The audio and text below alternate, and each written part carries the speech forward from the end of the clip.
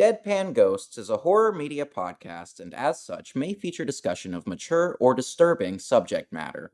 A full list of content warnings for this episode can be found in the description.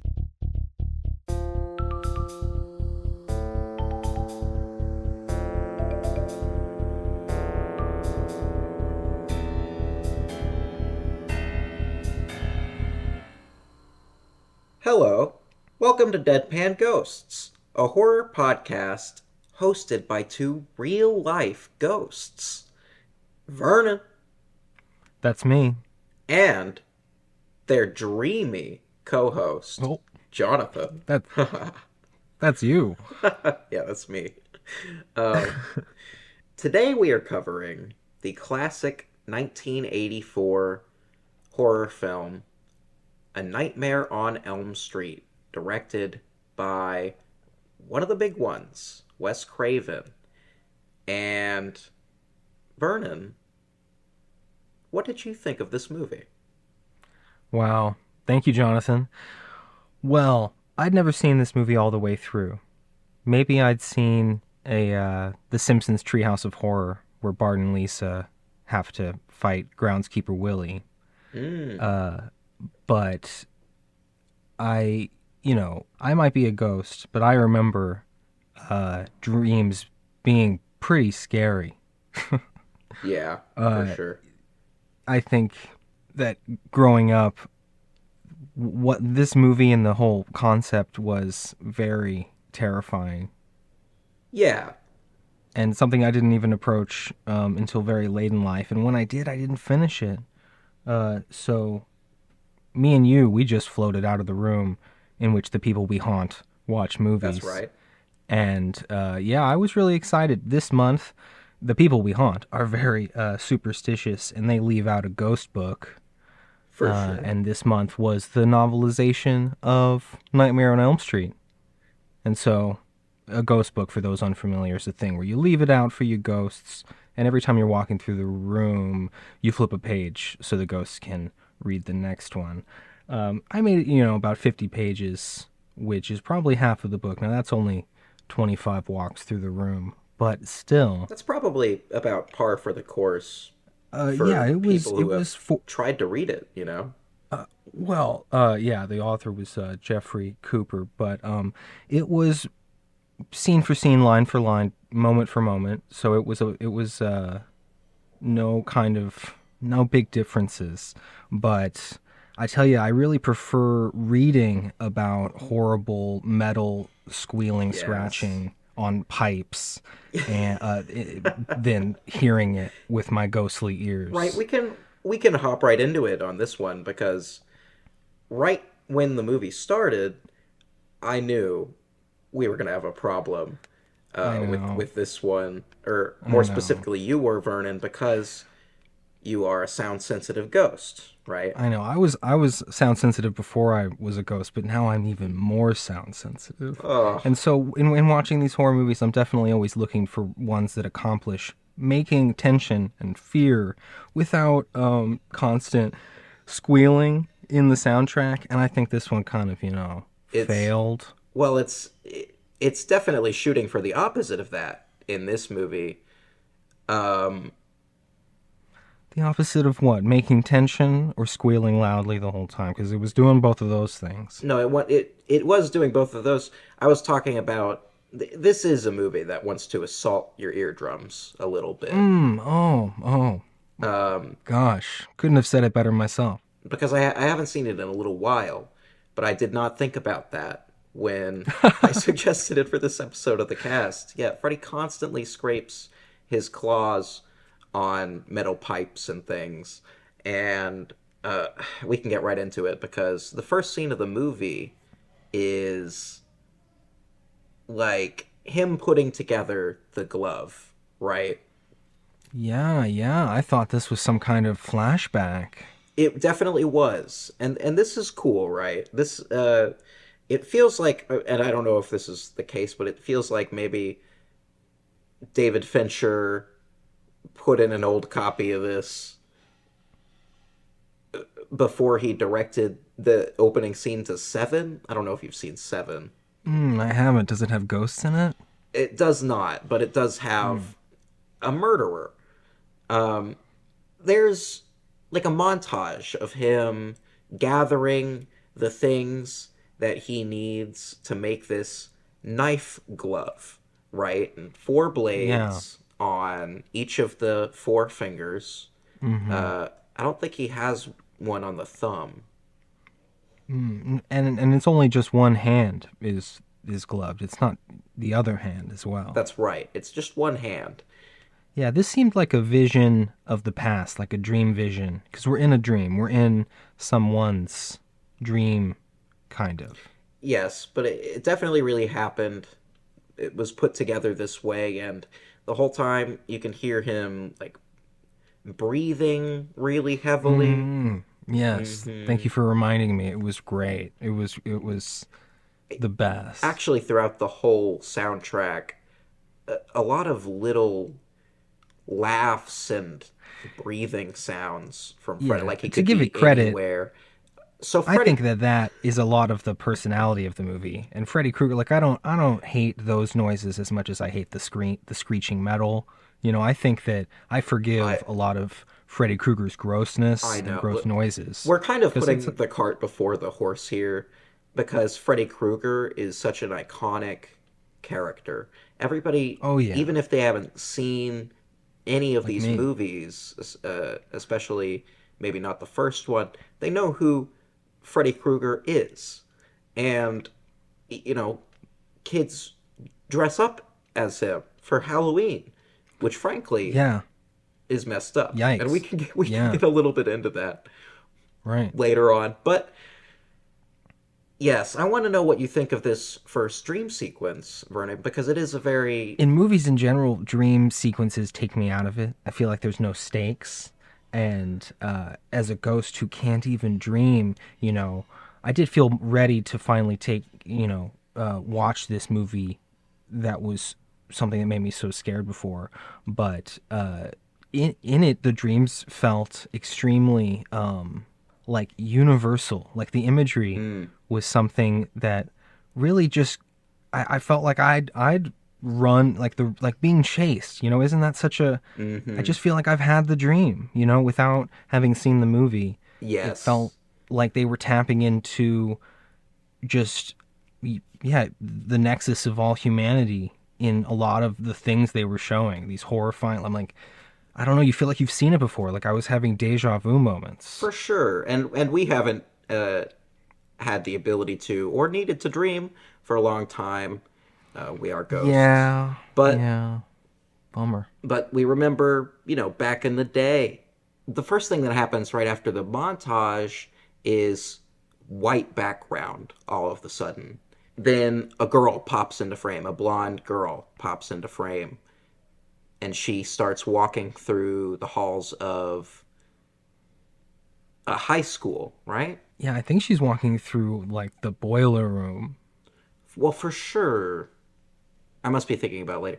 She starts walking through the boiler room, this big boiler room, with all these metal steaming things, and there's like a lamb. You're talking about, Yeah, universal imagery. dream imagery. Mm-hmm. And then she Like a lamb hears to the slaughter. like a lamb to the slaughter, right? And she Or Lamb hears of God. There was a lot of God stuff. there was, and that's something that is actually pretty ubiquitous, or if I'm not using that word right, consistent, You got me. consistent across Nice. across Wes Craven's filmography, Mm. is the Christian connection and kind of the fears that are associated with that. Um, this movie does delve into that, but she is getting kind of like led down this crazy boiler room interior that is like huge and maze like. It's got pipes everywhere and it's very noisy. The soundtrack is a lot of high frequency notes and kind of Yeah, I droning. I intended to keep track of how many of them there were, but I ended up just I know. scribbling out my tallies and writing the infinity symbol I in a defeated sigh. I had a feeling. I thought at one point during the movie, Vernon's probably trying to tally something right now and failing. That's funny. That's well, you know me very well. I know, but yeah, I'm sorry. This movie is so ear piercing for you.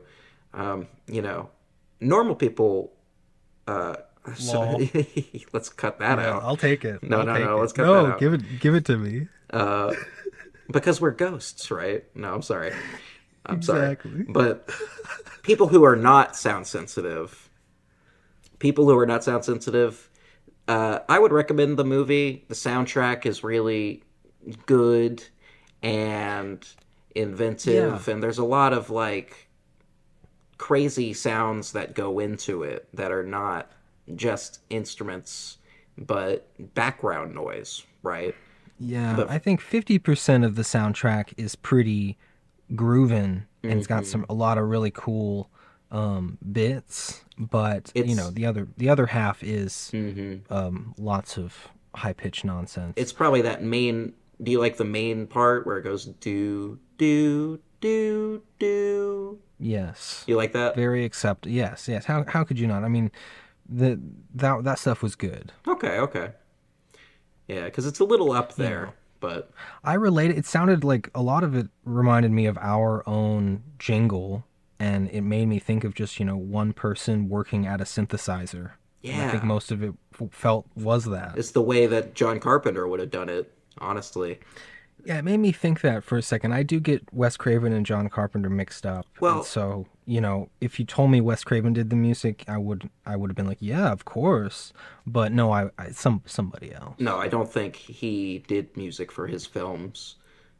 He definitely hired composers, or the production company would, but somebody probably took a look at Halloween, is what that is, I would assume.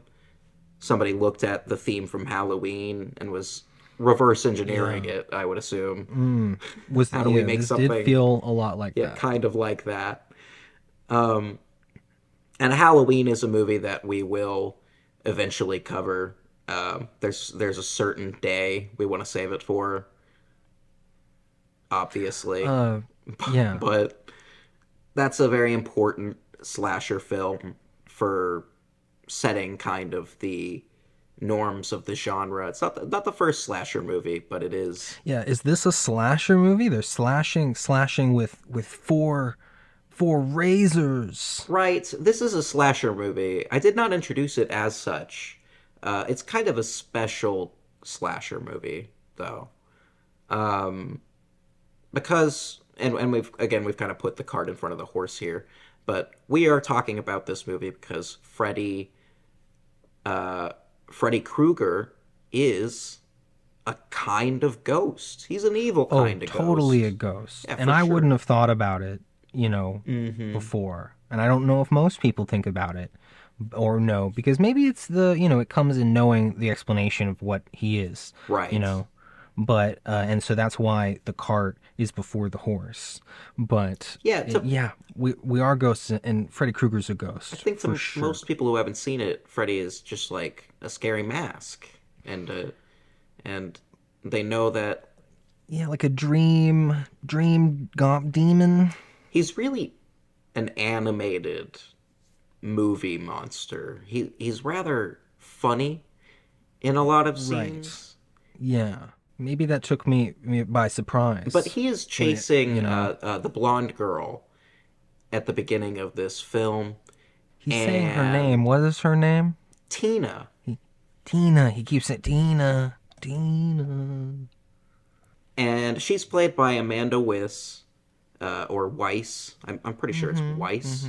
She's played by Yeah, yeah, Amanda yeah. Weiss, and like it's a scary scene where she gets chased a little bit, and Freddy taunts her. He will taunt the people that he chases, right? Absolutely. Chasing, being chased, like my number one And nightmare. stalked as well. Sometimes he'll slow down just to make you think that you've got a chance, you Oh, know? oh. And those things are all established in this first dream, but it doesn't go on very long because she gets woken up. She's got to go back to sleep because she has school in the morning. She's about high school aged, like I said, and she screams from the nightmare that she's had, and her mother comes in and checks on her. What is kind of shown in this scene is parents that don't pay a lot of attention to their kid. Yeah, yeah. It's establishing like a parent who is not all the way put together, Right. which is like a huge theme. Like all of the parents are struggling. Yeah, and this is a theme that Wes Craven has delved into multiple times. She checks on her daughter briefly, and then the dad comes in and is like, "Hey, why don't we go back to It bed?" wasn't. It Huh? wasn't the dad. It was supposed. They later they say her and her boyfriend went to Oh Vegas. yeah, it's So it was not. just Yeah, it's just her boyfriend, and so yeah. she's just sleeping with her boyfriend, and he doesn't care about her daughter. Yeah, Tina has like there's a crucifix on the wall behind her, Mm-hmm. and she grabs it. For sure. And I think that like we fade out of that scene on that, and they start singing this like schoolyard nursery rhyme. Yeah, but not before her mother notices that there are Oh, some slashes in yeah. her Oh blouse, yeah. her This nightgown. was probably the best like element of the movie when things from dreams would come into Yeah, reality. That's the scariest thing. before she woke up, Freddy clawed at her and cut her nightgown, and so when she wakes up, the cuts are there. And before her mom tells her to go back to sleep, and shuts the door on her, she's like, "You've either got to cut your fingernails or you've got to stop having nightmares like that. One or the other." Yeah. And then it cuts to the kids, and they're singing the classic Freddy Krueger song. 1, 2, Freddy's coming for you. 3, 4, better lock your door. 5, 6, grab your crucifix. Like Tina grabbed her Right. crucifix. Yeah. Crazy. 7, 8, stay up late. Stay up late. And 9, The song 10, already knows. no, 9, 10, never sleep again. Oh my So, gosh. so this is the nursery rhyme kind of I thing, mean, or the playground rhyme, right? is this a real? This is not a real song, right? Am I? Is that a stupid question? No, I think it was invented for the thing, Yeah. probably. Yeah. Uh, But in gosh. the It's universe scary. of, I don't know, that would be crazy, actually, if it predated the movie. Sometimes there are For sure. weird playground rhymes and nursery rhymes like that, but it's probably like the Tommy Knockers, which is like, I think, a fake. A fake. Tommy Knockers. Yeah, it's a Stephen King story with like a fake nursery rhyme about Tommy Knockers. And so this is probably more like that. Yeah.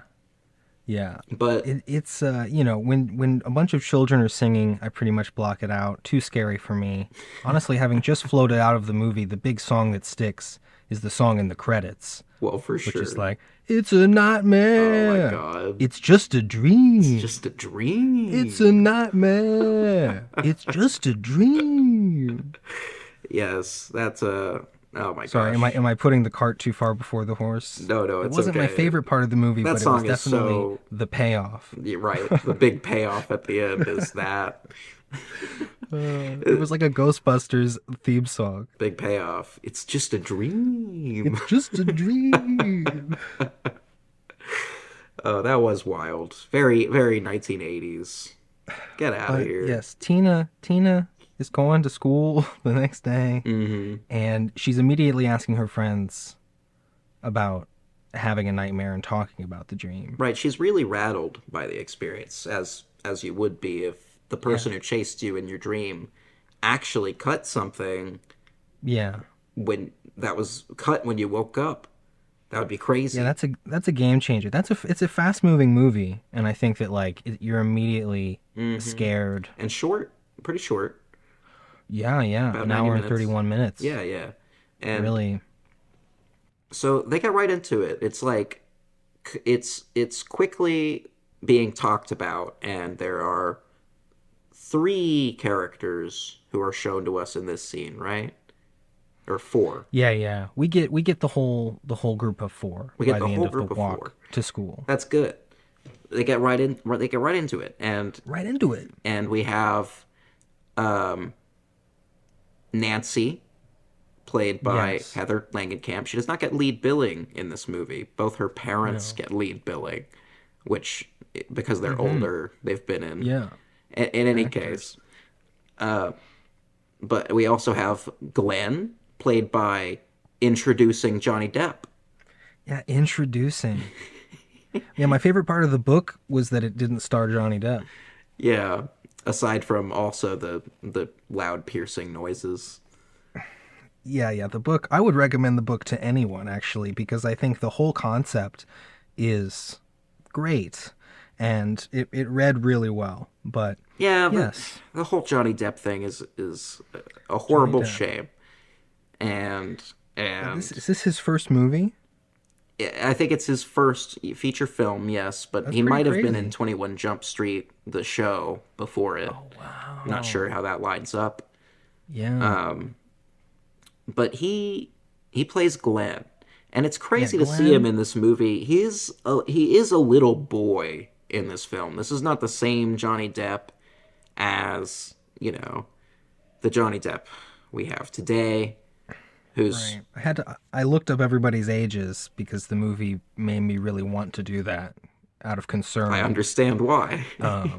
But Johnny Depp was 21, and so was the other dude, Rod, who's about to be introduced. Interesting. And Nancy was 20. Yeah, wow. Interesting. Because she has a line in the movie where she says, God, I look 20 years old. Yeah, I guess that was a direct reference. Yeah, and she's like looking in a mirror and at But I her. think, according to the book, that I think they're playing 15-year-olds, Yeah, which is, very pretty young. crazy. Yeah, and so there's this dynamic here where Tina is with a guy named Rod, who's played by, well, he's credited as Nick Corey, but his real name on IMDb is, I don't know how to say this, so I'm just gonna spell it. All right, Yeah. JSU Garcia.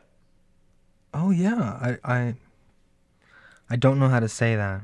Yeah, our apologies, but it looks like I he's think also he a did producer and a director. one of the best.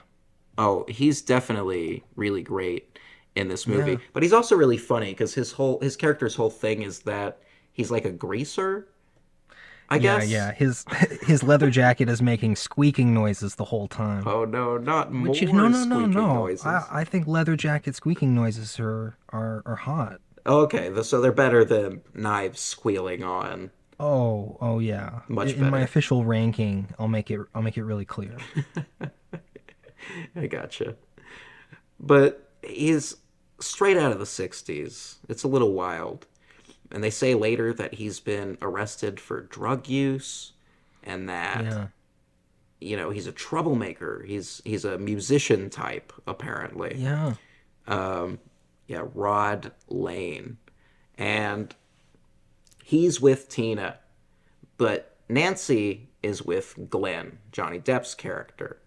And Nancy is our main character, actually. Much like the later Wes Craven film Scream, we open with a character that is not the main character, and the torch kind of gets passed to her. And Interesting. just like in Scream, it's a blonde actress passing the main character torch to a brunette actress. I just think That that's is really interesting. interesting.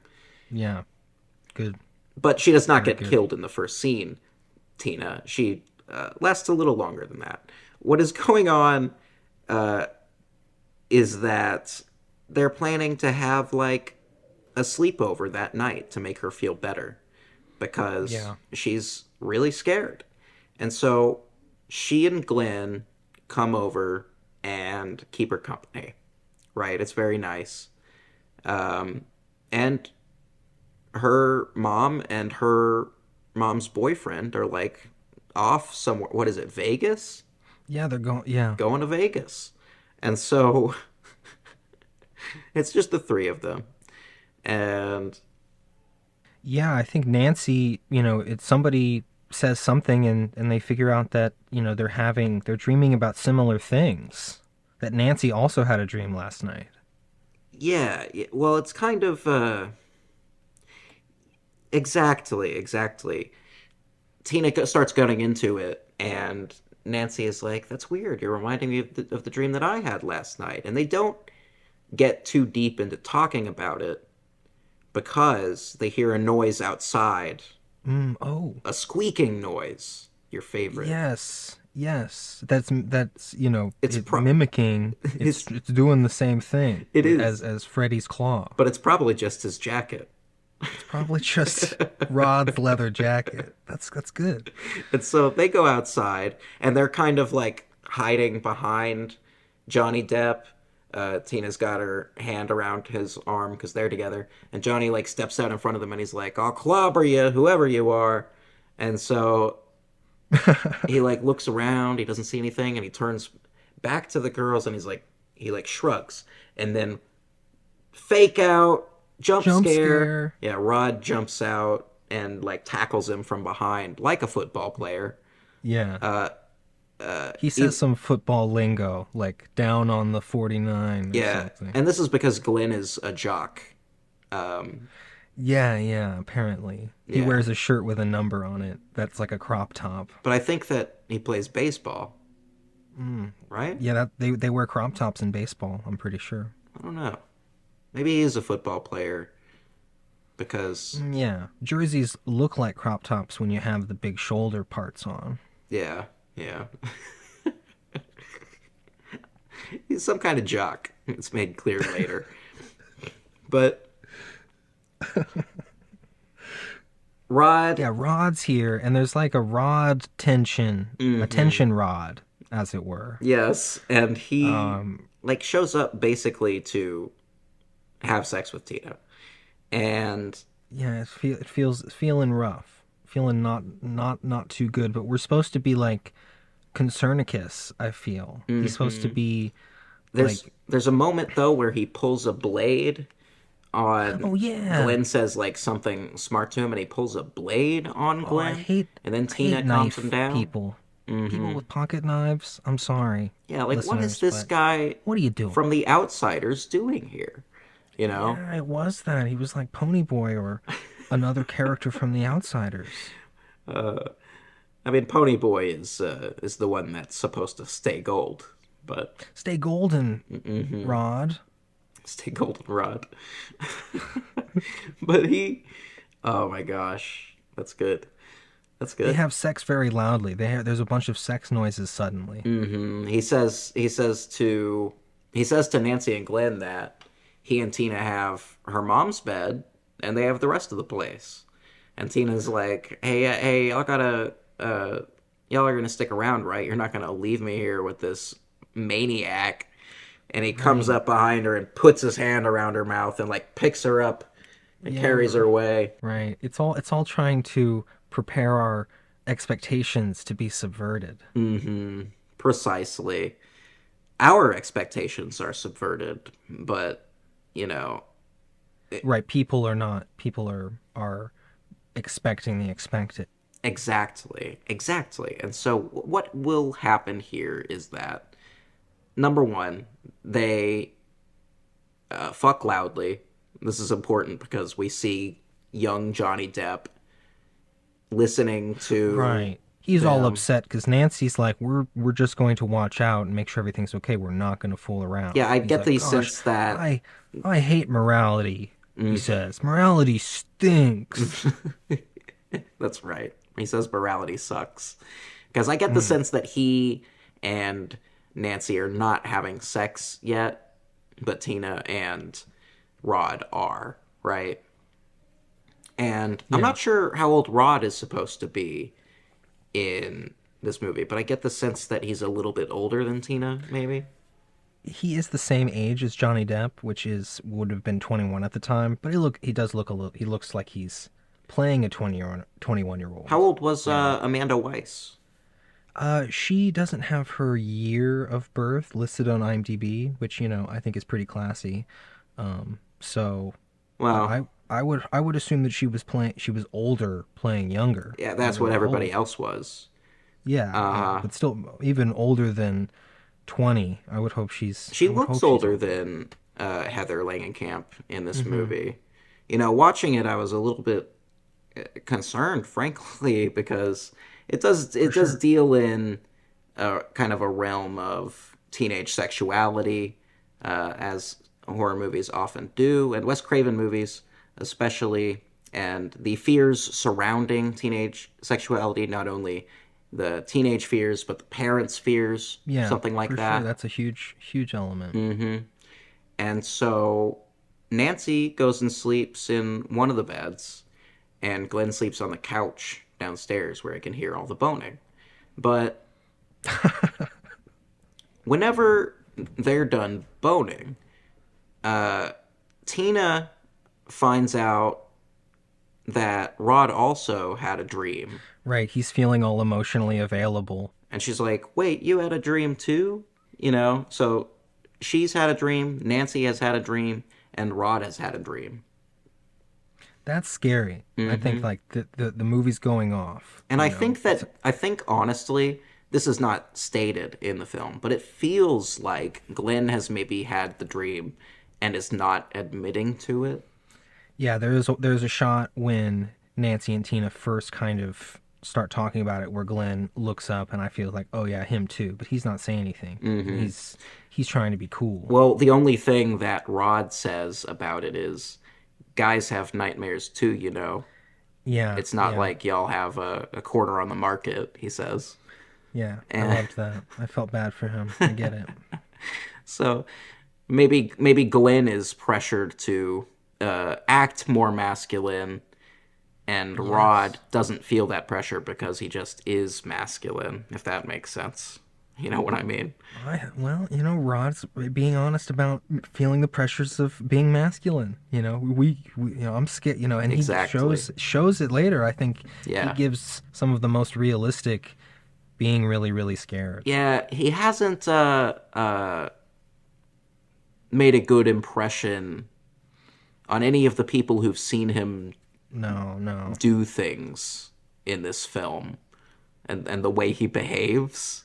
He's Yeah, that's very quick very. to anger, a little aggressive, Yeah, but that's all but carefully orchestrated. I feel I think by the so. movie. And Freddy starts coming for them, right? Yeah, So, yeah. Tina. They fall asleep. and And the first thing that she's happens is just the crucifix gets knocked off of Tina's wall, and it lands on her bed and wakes her up. And she looks up at the wall where it fell down. She looks at the crucifix and she just kind of puts it on the bed beside her and goes back to bed. right. You think you woke up. You think it's a dream. That's one of the. It's like I think at this point it's like, how do you know when the dream starts and when Exactly. it's over? A lot of the times, A lot of the time, it'll be that way. Yes. And which is so cool. I think that's what makes for a movie to be like rewatched thought about by and rewatched forever. by many fans, and man, maybe there's different theories about when they're in a dream and when they're not. Especially at the end of the movie. I just kind of trust what the movie tells us in the final moments, but we'll get there. Yeah, we'll put the cart right behind the horse for right now. Yes. Tina has another dream, another Yeah. nightmare. And it's hard to say what horrible imagery she was subjected to in that one specifically. It all Yeah. kind of was a wash of I would say that in my normal vernacular I say nightmare when something is horrible. For sure. And twice in the movie I actually said the word, I said it out loud just in a natural way and I thought, wow, this movie really did it. That is crazy, yeah. And there's one bit, I'm not sure if it happens to Tina or Nancy, but where they turn around and what was not a wall behind them is suddenly a concrete wall. And, I don't know, that moment, that really just connected with me, and I'm like, I said nightmare, That's you know. awesome. Yeah, So, yeah, successful in a lot of ways, yeah. They play in the with ways that matter. they play with a lot of things like that, perspective and you know, Yeah, yeah, the cinematography and just all like what you think you're looking at, and then things move, and beautifully it shot. was Something seems one way, but then it turns out it's another. One of these shots while Tina's having a nightmare, Freddy like is moving in the wall above Nancy while she's sleeping, and so he's like trying to break into reality. It feels like he's yeah, trying to. that was so scary. You can't get that in a book. I read through that point for past that, and that in the movie that was so great when Yeah, yeah, he's like pushing through the wall, like the wall is kind of like a yeah, like a liquidy or plastic some, plaster yeah, kind a of thing. plastic. Oh, so scary. And I couldn't have. When did you see this first in life, Jonathan? oh, I saw it when I was a teenager, back when I was still alive, Okay. and yeah, so pretty young. Teenager, some of these horror movies we've watched, you've watched a little bit younger. But yeah, It's okay. because I saw Scream before I saw this, Mm-hmm. like most people my dead ghost age. Um, this movie is honestly a lot more gritty than I recalled it being. It, it Yeah. and the violence is nothing to like uh, poo poo on, right? Like No. it's Hardcore. extremely bloody film. It's about to happen. Yeah, Nancy wakes up because he popped out of the wall. As soon as she wakes up, he goes back, and the wall becomes a wall again. Brilliant practical effect. She puts the crucifix back on the wall and like puts her hands on it and is like, "Is this real? Oh, I must have been dreaming, right?" And so then she hears Tina start to scream. Freddy is killing her in her nightmare, and just like the Matrix, when you die in a dream, you die in real life. So Yeah. therefore, We first start seeing it from Rod's point of view, like she's freaking out in the bed, yes, and there's one shot under the sheets where you see Freddy in this reality, like outside of the dream world. But then Rod pulls the sheet off and he's invisible. There's a lot of really cool invisible effects where it looks mm-hmm. like, a ghost is. I mean, in this scene specifically, it looks like she's being possessed, like it's The Exorcist, or etc. Yeah, And she's going on the ceiling, and we're in suddenly an upside down set. mm-hmm. That was freaking It fantastic. reminded me of the scene in Poltergeist, which came out 2 years Yeah. before this. Oh yeah, Uh, it was very much like that, and the way that Nancy got exhausted from throughout the movie. I mean, I know this was a movie about not sleeping, but the family in Poltergeist also gets exhausted, and usually when these kind of supernatural things, all the people are just deprived of sleep and yeah, becoming weaker as it goes on. we criticized that being dragged on the ceiling scene in Poltergeist because it felt a little tonally off for a family film. It's kind of Yeah, she's in her underwear and it's kind of like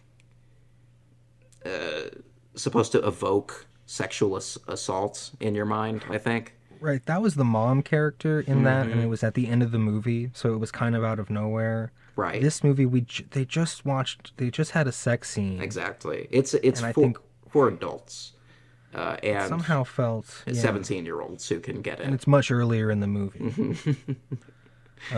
So I think you accept it, even if it's equally as horrifying Yeah. of a scene. Like they're the exact same scene now that you mention it. Really. Yeah, they are, and but tonally, this one is it's much more violent, but it's also in a movie that is interested in being that violent and Yeah. kind of skin crawly all the way through. Um, But then the blood. There's so much blood. yes, Freddy starts uh, stabbing her with his hand knives, We can't see him, but we see all the blood, and it gets all over her. She's dragged up on the ceiling, and Rod is having to watch all of this in horror. And he starts screaming, "Who's?" He did really well. And she falls, and he can tell that she's dead. And then he goes, "Who did this? I'll kill you." Yeah, the last straw really, because Nancy and Glenn are outside. Yeah. You know, they hear it, and it's like it's just so damning. That's right. But But so when they bust in, they see that Tina is dead, and Nancy, you know, everything he did and said was to make him look as guilty as possible. yeah, to all the other characters, but we know he's innocent. He's just unfortunately a greaser, so everyone thinks he did it. And so he has left through the window already when they come in. Nancy is horrified, shaking her head. She's pretty good in this scene. Astonishing in a lot of this film, I think. Heather Langenkamp, really the heart of this movie, and she from now on she's the main character, right? Yeah. Yeah. I think I don't want to pick on anybody's performance. Yeah, I was like complaining in initially when she came in that room. You just said she did a great performance in the scene, but my first instinct was Well, like, your friend is dead in front of you. Where are the hysterical tears? I would be freaking out. But as the movie went on, she, I think, was better and better and better. I think what she's showing in that scene is shock, right? I know, but you know, it's the horror. The horror. Yeah, honestly, I don't think she's that good in that scene. It's the rest of the movie she's pretty good in. I wonder how chronological the movie was shot. I wonder how long it took to shoot the movie. It kind of felt like an indie movie. You know, it didn't feel like they had a big budget. It felt like it was shot, quickly too. Well, maybe. I mean, Wes Craven came up doing movies like that, independent horror films. Yeah. Yeah, I'm not sure how big of a production this could have been because they definitely had money for effects. The practical Yeah. effects are very good in this, and there's even one digital effect in there that doesn't look very good because it's from the 80s. Yeah. It's as 1984 as you get. But it's New Line Cinema, which is crazy far back for them as a company. Yeah. I mean, I mainly know them from The Lord of the Rings. People know New Line Cinema from Saw, right? Oh, Is that right? egad. Hang on.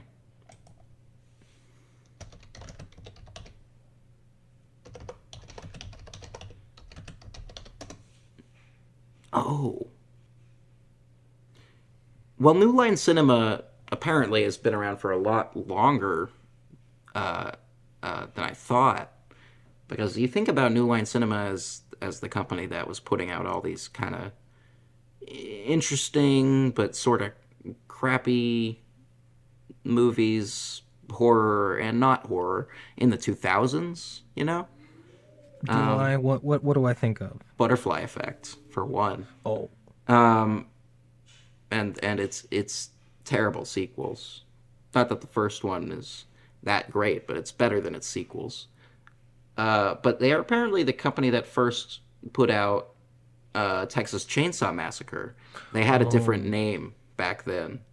I think in 1983 they became the old line cinema. Yeah, they became new old line cinema is what they were before. That's right. Yeah. But interesting. Yeah, I didn't know they went that far back, but apparently Texas Chainsaw Massacre, that's cool. We'll have to watch that at some point. And right before, the year before this came out, they became New Line. So this was one of their big ones. Oh, wow. And wow, they put a lot on it then. They were like maybe it's their biggest franchise. It does have a really good logo, and and really good branding in general. Even the Yeah. credits, the opening credits of the film, uh, the letters are kind of like staggered. Did you notice that? Yeah, yeah, they were all the opening credits were in the opening nightmare with Tina, and I thought they were really distracting. They That's were they okay. were purposefully distracting because Yeah. the letters were not on the same plane. They were kind of Yeah. moved up or down slightly. That was purposefully distracting. Mm-hmm.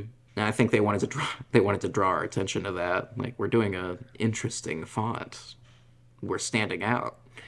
But after all of that, the murder, Yeah, the Tina's discovery, it cuts right. right to the station Yeah, we learned where, that Nancy's dad is policeman. yeah, Nancy's dad is Lieutenant Donald Thompson.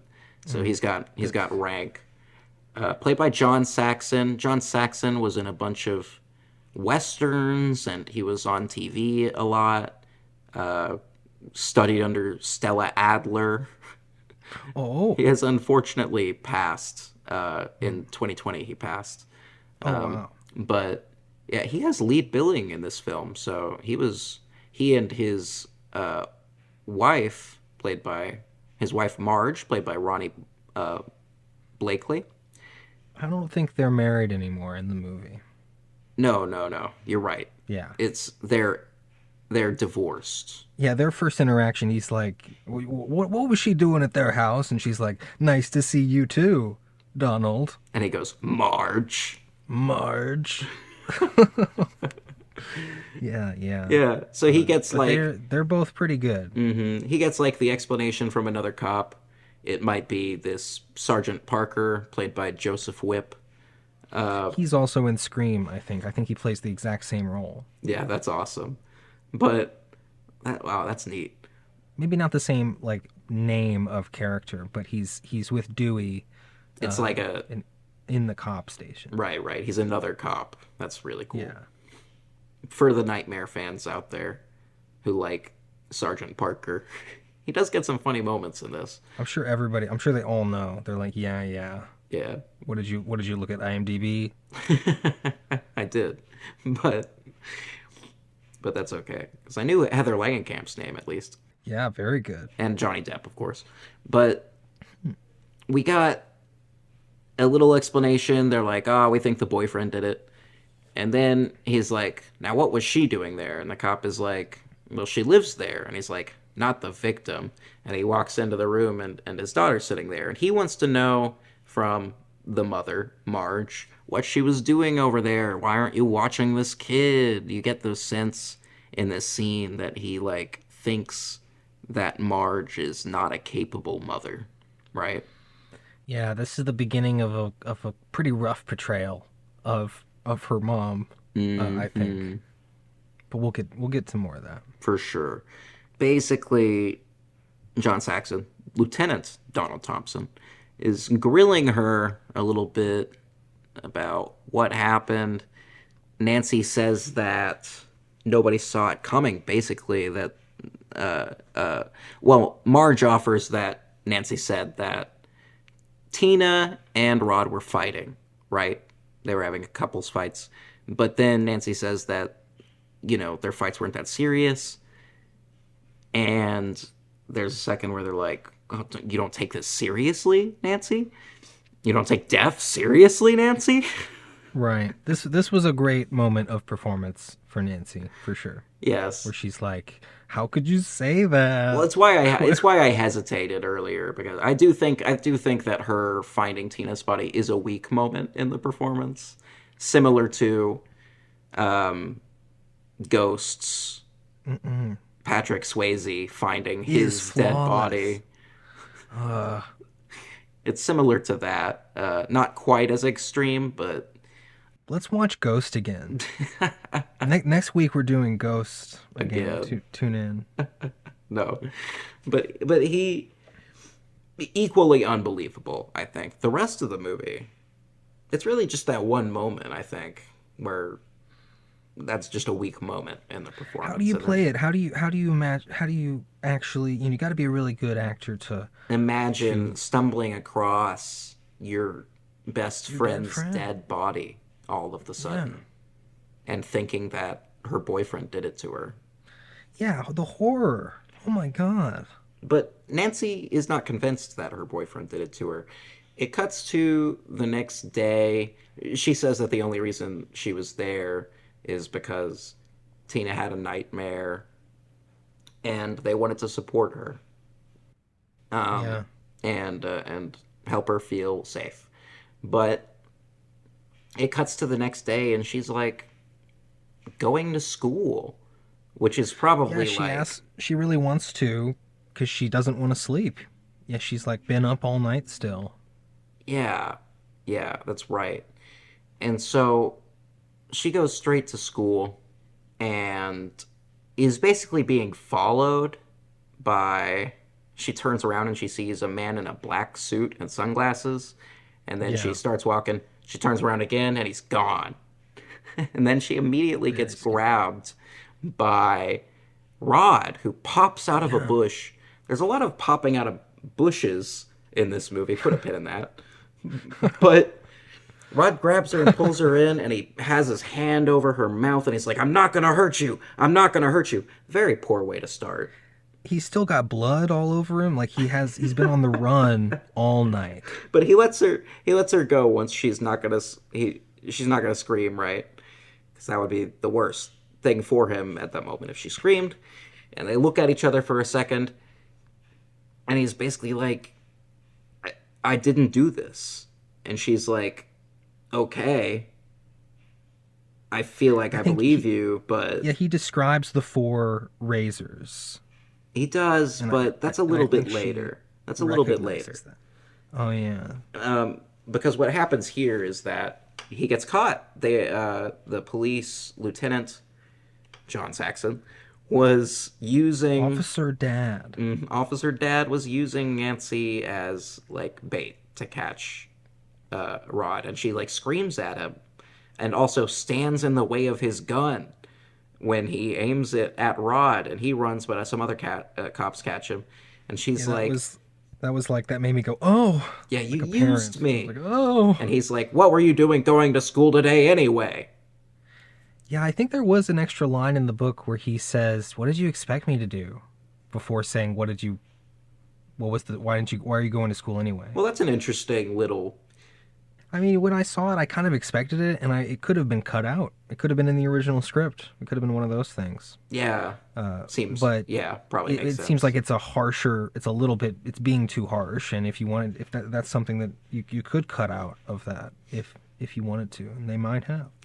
Well, yeah, instead of what did you expect me to do? He's not coming at it like that. He's just being like, you shouldn't be out anyway. He gets defensive, and Yeah, overprotective. yeah, Because and both he and Nancy's mom are overprotective in different ways, yeah. which we'll talk about. But she goes straight to school after Rod gets arrested, and they're reading, they're having Shakespeare class. Right. Yeah, I wrote some of this down. The teacher was first she was talking about something and she said what is seen is not necessarily what is real. And I wrote it down that because, I don't know. You're speaking my language. But they start well, they talked a little bit about Hamlet, which I, rang a bell because Hamlet has a ghost dad. Mm-hmm. But the main thing that they're reading from is Julius Caesar, Yes. which made me ultimately, was foreshadowing, I think, to the backstory behind how Freddy Krueger died, Right. A little bit of foreshadowing there. being similar to Julius Caesar. Yes. Yes. And also, there's some talk about Shakespeare's kind of belief about the human soul that Yeah, yeah. that there's something, some kind of darkness within it, and much like uh, Caesar, you find this with Hamlet, who feels the need to go deeper and deeper and keep digging like the grave diggers, right? Yeah, I really yeah. liked all of that. Huge Shakespeare. I'm not a huge Shakespeare nerd, but I appreciate some Shakespeare references and theming and the like. Yeah. I don't have a complete knowledge of the works of William Shakespeare, but dabbling. For sure. But this teacher, by the way, is Yeah, an Lin actress I recognize Lin for Shay. sure. She's in the Insidious movies. She plays Yeah, scary the old lady. badass old lady Elise in the Oh, Insidious movies. badass. Yeah, That's interesting. 'Cause that's on our list, the Insidious movies. Obviously, that's a ghost movie. of course. So I I think just wanted she's to in point a that out. Seinfeld. She's She just in might this be in a one. Seinfeld. Hmm? She might be in a Seinfeld, but that's who isn't. Oh, for sure. She's recognizable for being in quite a few things, but she's just in this one scene, and it's delightful. She does a very good job here. She puts her hand on Nancy's shoulder as she's like walking up and down the aisles. Little moment of, you know, hey, I've got your back. You know. Yeah, yeah. Just like Scream, the kids have to go to school after a tragic event, and it was Yeah. nice. That is a nice moment of the teacher, um, being nice. Um, But Nancy falls asleep in class, and right. it's while this kid is reading Yeah, this was so sick. from Caesar, and he starts whispering a little more, like lower volume, kind Yeah, of much more dramatic. Like he went from not caring and being a bored high school student to being like, way too I'm into it. I'm really, and I could die. Like it was scary, and I think he did great. Yeah, and then Haunting. Nancy. There's no indication that Nancy has fallen asleep. It's just shit starts getting weird when her Yeah, head that's the indication. lowers on when her head is lower on her desk. Yeah, yeah, you don't know that you fell asleep. She nodded off, but Right. what she sees happen is she looks to her right, and she sees Tina in a body bag, all bloody, That was so standing scary. in the hall, and then Before school, on the TV, on the news, they had seen Tina's Mm, body getting taken out, and I was like, you saw the body bag to yeah, foreshadow it, and I was like, on TV. that's I cool wrote in my ghost notes, like, what? I can't believe they would show that. for sure. But that's how traumatic that could be to see that on TV. Well, it's It's probably immediately in her next nightmare. yeah, it's a little bit of a cultural critique, right? The things Yeah, that we allow to be put on TV. yeah, because dreams, like we all have our theories about what dreams mean and what they mean to us, Hmm. and I've always heard that it's your brain trying to figure out what the things that you don't understand that you've encountered that whole day or whatever, and For sure. the so Yeah, it's it's a theory. It's a seeing imagery come back around into the next dream with all the things we've done since the last dream, kind of hmm tying back in was pretty cool. yeah, and she's obviously very surprised to see Tina standing there, going, Nancy. And then she looks at the kid, and he's reading Shakespeare a little bit too scary now. And then she looks Yeah. back, and Tina's gone, but there's a blood trail on the Oh, that floor was that she gets up and starts following. And she runs across a hall monitor in a hideous green and red so sweater. funny. So funny.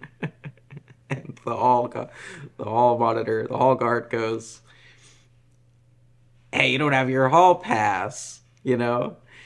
It's And like she's basically like, "Fuck your hall pass," and she yeah. runs off. But then it's Freddy's voice going, "Nancy," and she turns around, and it's just her, the same girl that they cast to play this hall monitor, and she's Yeah. got the glove on and she's waving it, and she's like, "No running in the halls, Nancy." Very Yeah. odd. But no, I got to give all the props in the world to that actress. Just that one One scene, she got moment, to be Freddy Krueger, fantastic, I think. and obviously not the voice, but she was the one that lovely Robert England's voice was coming out of. Robert England, of Lovely. course, being Fred Krueger in most of these Nightmare on Elm Street movies. Is he known for anything else? I mean, yes, but not really. Yeah. Like, he's done other things. Was he already a horror icon? No. Probably not. Or an actor? Like, was he a big, old school actor? Well, let's see. Or is he just somebody to be in the makeup and he took off as, that the magic was just there? Oh, he's in Stay Hungry? That's interesting. Yeah, he was in a bunch of things in the 70s. Named roles. He was on some TV series. He's been around. Okay. But a lot of TV before this. So he wasn't extremely famous before he played Freddy Krueger, probably. I think that probably helps, He could easily be the figure of my nightmares because, he's not Leonardo DiCaprio as Freddy Krueger. He's kind of a scary looking guy when he has the mask on and obviously Freddy Krueger is kind of got this burned up face and but like of all the designs of any of these horror icons, I mean, worse than Chucky, worse than a horrifying doll. it's his facial expressions that make Freddy. You know what I mean? He's having a great time. Yes. Just like Freddy is. That's really horrible. But Yeah. Freddy is having a great time with it. When he chases people, he's like, hoo hoo, hee hee, ha ha. Yeah, that's very scary. I don't like being toyed with. No. Pretty awful. And so Nancy goes down to the boiler room next. There's always a boiler room. Yeah. She goes down a staircase, and then the boiler room is a part of the school suddenly, and she's still following the blood trail past a sign that says no students allowed. Ooh. Yeah. And then she gets chased by Freddy for a little bit, and he's scraping on the pipes. He might gore himself a little bit like he likes to do. Yeah, he took off his shirt briefly and cut himself, and a bunch of ooze came out, and I was like, worms. oh, thanks. Worms, real worms. Thanks. That's what I wanted to see. Yeah. And so rotting flesh is evoked, and Yeah. there's one part where he chops his fingers off. He does a lot of things like that, and the blood spurts out, and he's just looking back and forth at his fingers, and then you huh? See, I'm dead. I'm a ghost. This is a ghost movie. He's a dream ghost. He infests your dreams. He haunts. He's haunting all these people for a specific reason, which we'll get to. But yeah. But we're building to it. He backs her into a corner, Nancy, and very scary. To wake herself up, she puts her arm on one of the hot metal pipes and burns herself. And she wakes up in class and starts flailing around and screaming, right? She just woke up from a terrible nightmare and burned herself. And, of course, when she looks at the burn outside, it's still there. But that's oh, man. That's Lynn Shay, the teacher, is very nice. Yeah, Nancy's like, I'll go home right away. And the teacher says, you'll need a hall pass. Oh, yeah. And that's that's a punchline, but it worked so well. It was perfectly tonally perfect. Because she's catching Nancy as she's leaving when she says that. Yeah, I think Nancy's walked out the door by the time she gets it out. Yeah, you could feel Nancy say what she said in her dream was fuck your hall pass. I loved that. That was really it made my heart say that line again. And I really, that was that's filmmaking. I don't know if that's exactly what she said. Is that exactly what she said? Or is that I don't know if she... Well, yeah, but the vibe. I don't know what she says to the hall monitor either. Yeah, but the vibe is fuck your hall pass, right? Yeah. And so... But she's out of school for the day now. She can't handle it. And outside she cries a little bit. She notices the burn. And that's fucking weird, right? That's why Tina Yeah, was so scared. Things. yeah, undeniable. And the Mm-hmm. burn is way harder to deny than just like cutting your shirt. It's the burn is crazy. It's like there's no turning back at that point. I Yeah. think with the movie and with Nancy, she's like, I have to. A small nitpick. I thought the burn should have been a little bigger. Oh, more gnarlier for sure. So it's a little first degree burn. She'll be all right. I've been burned like and it's you gotta it can be bad. And from this movie, especially with Freddy being a character who was burned, Mm-hmm. yeah, they could have had it been really bad. But it was nice that it was just nothing and barely like just a little circle of redness. I approve. I'm fine with it. Yeah, this is where she starts basically asking questions, right? And she goes and sees Rod in jail. Yeah, this is his best scene. And Nancy's like trying to get him to be more specific about what happened, and he's having to get over the hump of the craziness of it, of not even believing what he saw. But he even he talks about it, the whoever was there was invisible, Mm-hmm. and very very ghost, like in ghost movies nobody believes you, and Mm-hmm. everybody's like, whatever you saw, you must be crazy, you And he must be says, hallucinating. he says, I don't expect you to believe me anyway. But he Yeah, says that it's like four cuts were happening. at the same time. It's like four blades were cutting her at the same time, but the cuts were just happening. He couldn't see them. Yeah, And then yeah.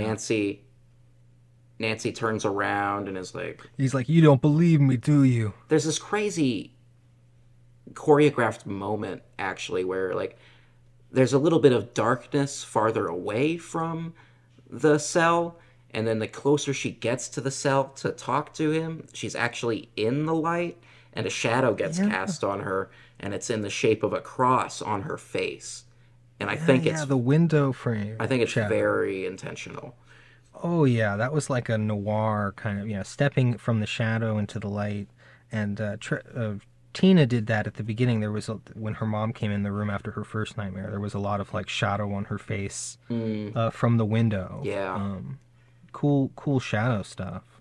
And Rod goes into detail about his dream. He never got to tell Tina about his nightmare before she died, but he tells Nancy that he dreamed about a guy in a hideous red and green sweater, like they all have, and he had knives on his fingers, right? Yeah, So she knows now yeah. that She turns away, and he's like, "You don't believe me, do you?" She's like, "No, I do." yeah, he says, "You think I did it?" And she goes, "No." And then she gets Yeah, out of that there. she was going off. I thought, She's really good in that scene. yeah, Yeah. figuring it out, being the detective, and she like had wide eyes, like she was hearing it for the first time. I thought it was going great. Well, she really has to be the detective in this movie Yeah, because because her officer dad nobody's going to help is, her. Yeah, yeah, exactly. And after this, that night she, takes a she bath. takes a bath, the bath scene. Now this Hmm. is another one of those moments that made me say nightmare out loud. For sure. For sure. Which would I mean, being in the bathtub is already scary. Yeah. The mother says, don't fall asleep in there. People drown all the time. Yeah, she's like, oh, mother. And she's also like talks about how people die slipping getting out of the bathtub too. So yeah, the bathtub can be Yeah, scary sometimes. But what happens in this scene is that she does fall asleep in the bathtub, and instead of drowning naturally, Freddy's hand with the claws, with the finger knives, comes out in between her legs. yeah, and I'm like googling like how old were these people? Yes. What is going on? Yes. How is the why are we doing a bathtub scene Heather with Langenkamp a 20-year-old? Heather Langenkamp looks very young in this movie. even at the age of 20 or 19, whenever she filmed it, I'm like, what are we doing? Well, it's sexual horror, and this is, I how guess Wes so. Craven made his name. You haven't seen The Last House on the Left, but it Ghosts? is a no, not at all. Oh, but sexual horror, yay! Let's make a podcast It's a about it. no, it's a rape revenge movie. Oh, Um, with a very graphic rape and murder scene. you're killing me. I'm killing our tags for this episode, but we're gonna have to go into the tags and put some things anyway. All right. Oh yeah, this episode. I mean, yeah, Freddy's backstory is a content warning. Yeah. We're gonna have to go in and put in some warnings for sure. This is the realm that Wes is dealing in with all of these fears, and I did come in wanting to kind of explain it a little bit because it's very of the era of the 70s and 80s. Parents afraid of what their kids are getting up to, afraid that their kids are going to go out and that their young daughters are going to be violated in some way if they're not careful, if they're not protected, right? In a patriarchal sense. And that's kind of like the ripped from the headlines kind of conservative fear that Wes Craven plays with in his movies, Hmm.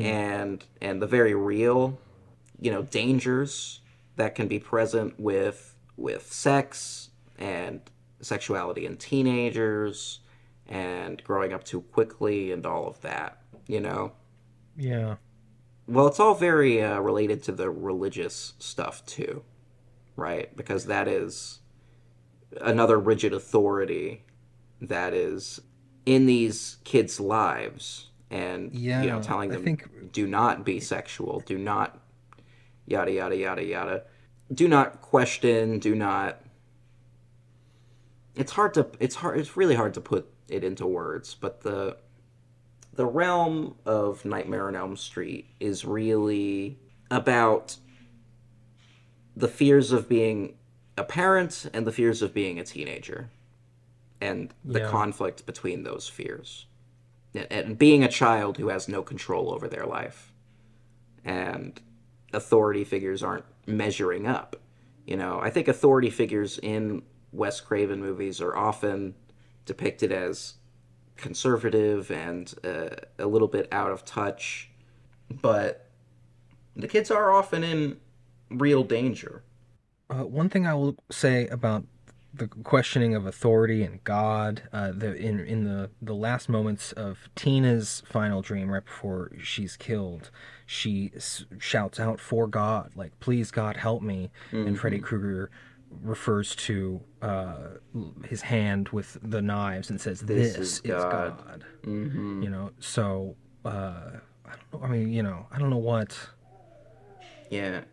what that means. He, yeah. Well, it means that it's capable of taking life, right? Mm, yeah. It's her God now, essentially, is what he's Yeah. saying there. Scary. It's scary. We got off on a little tangent there because I do think that it's good that all of the actors were not minors in this film. It can be an uncomfortable kind of skin crawly viewing experience because of some of the subjects that are gone into, some of the kind of themes that are explored, like teenage sexuality, like predation, you know? Mm. And this scene is one of those moments where it is being, shown to us rather than told that Freddy Krueger is a predator. Hmm. And he can get to you, like in a lot of scary stories and movies and media. He can get to you anywhere in your most private moments, That's a Right, fear that right. is Yeah. As a ghost, I tend to respect the bathroom door. Uh, definitely. But Freddy Krueger's, was an evil guy, Yeah. and he's an evil ghost. Yeah, I think that that's, one of the scariest places to be attacked by a ghost. That's where you're most vulnerable, and that's why the bath is scary. I think that's why I said that. Shower scene from Psycho. Yeah, yeah. Poltergeist had a bath scene right before the Yes. mom was thrown all over the ceiling. And the other places that these kids are attacked are in beds as Yeah, well. yeah. At night, which is also a thing as a ghost I respect. The people we haunt, everybody's their ears are acutely attuned at night. That's really when I keep my activity down to the minimum. For sure. Daytime ghost activity is the politest time That's right. to be a ghost. Yeah. Because you don't want to wake someone up in the middle of the night with your But Freddy, ghostly powers, and they're like, why is this is that a ghost? Is that a They sit up ghost? in their bed and like, is there a ghost in my house? That's what they say all the time. Yeah, and then they leave a ghost book out for us. Yeah, yeah. Um, what's next? Well, she the bath, yeah, his hand comes out of the bathtub, but she's like dragged into the water as if the bathtub is a super infinite deep pool. That was really the biggest, like, Yes. I'm a water baby, but that was scary. Yeah, another really cool practical effect where, yeah, it just seems like they had an extra long tub or something. I don't know. Yeah, I want that. I would love, if I had a body that could take a bath, I would love a tub that was Extra- super deep like that. Extra deep. Yeah. As long as it's not a nightmare tub. But she wakes up, Gets herself out of the bath screaming. Her mom comes I think in. she's taking some pills from the bathroom cabinet, some stay awake pills. That's right. This is the moment where she decides that she has to stay awake yeah. forever now.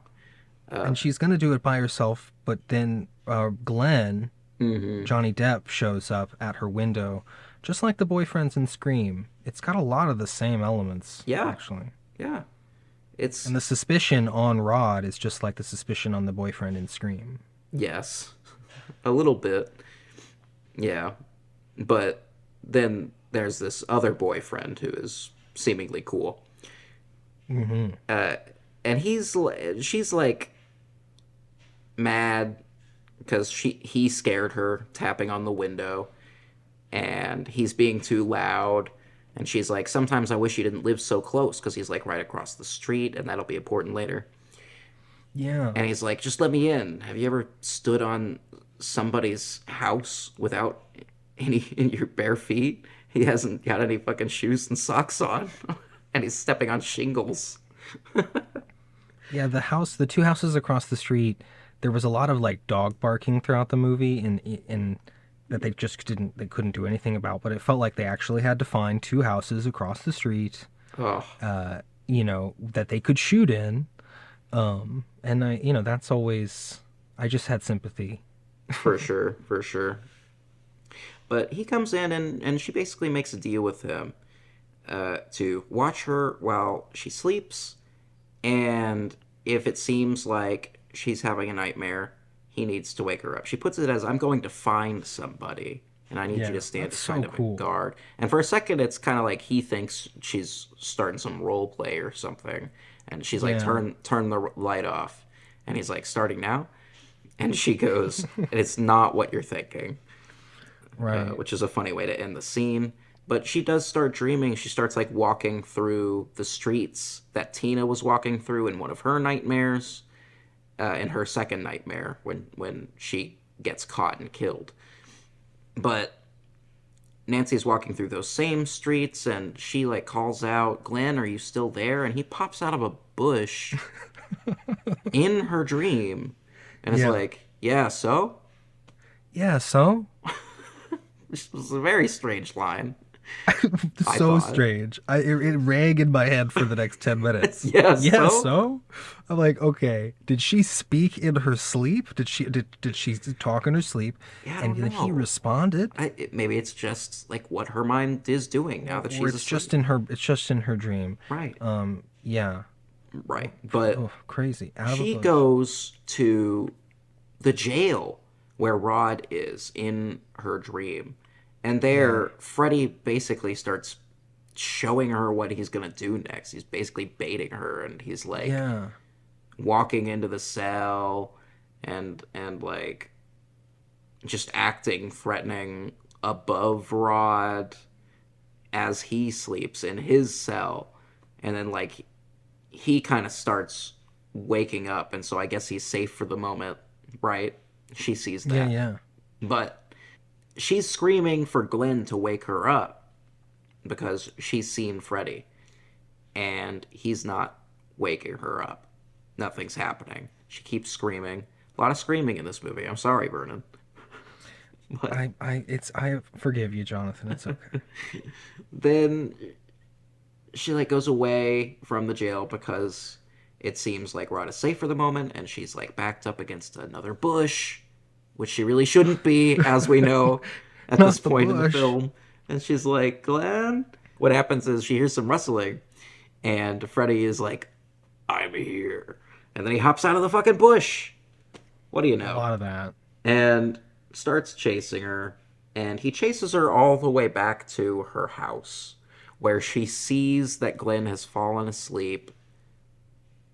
And what a dunce. Then she can't wake herself up, so she looks in a mirror that's in her room, and she's like, "It's just a dream. It isn't real. It's just a dream. It isn't real." This is another kind of weak moment for her, unfortunately. Actually,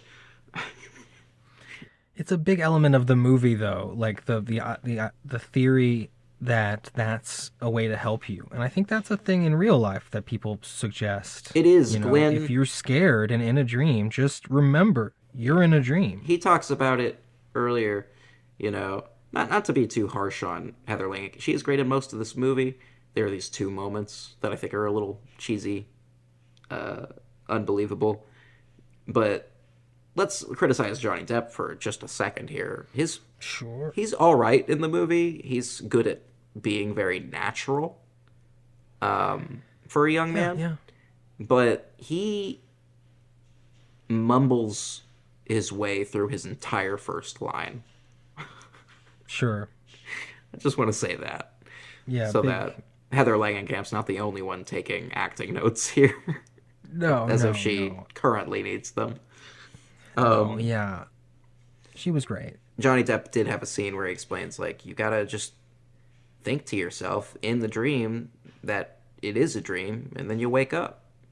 And that is real. When I was still alive, I would be able to do that sometimes when I was younger and I was having a nightmare.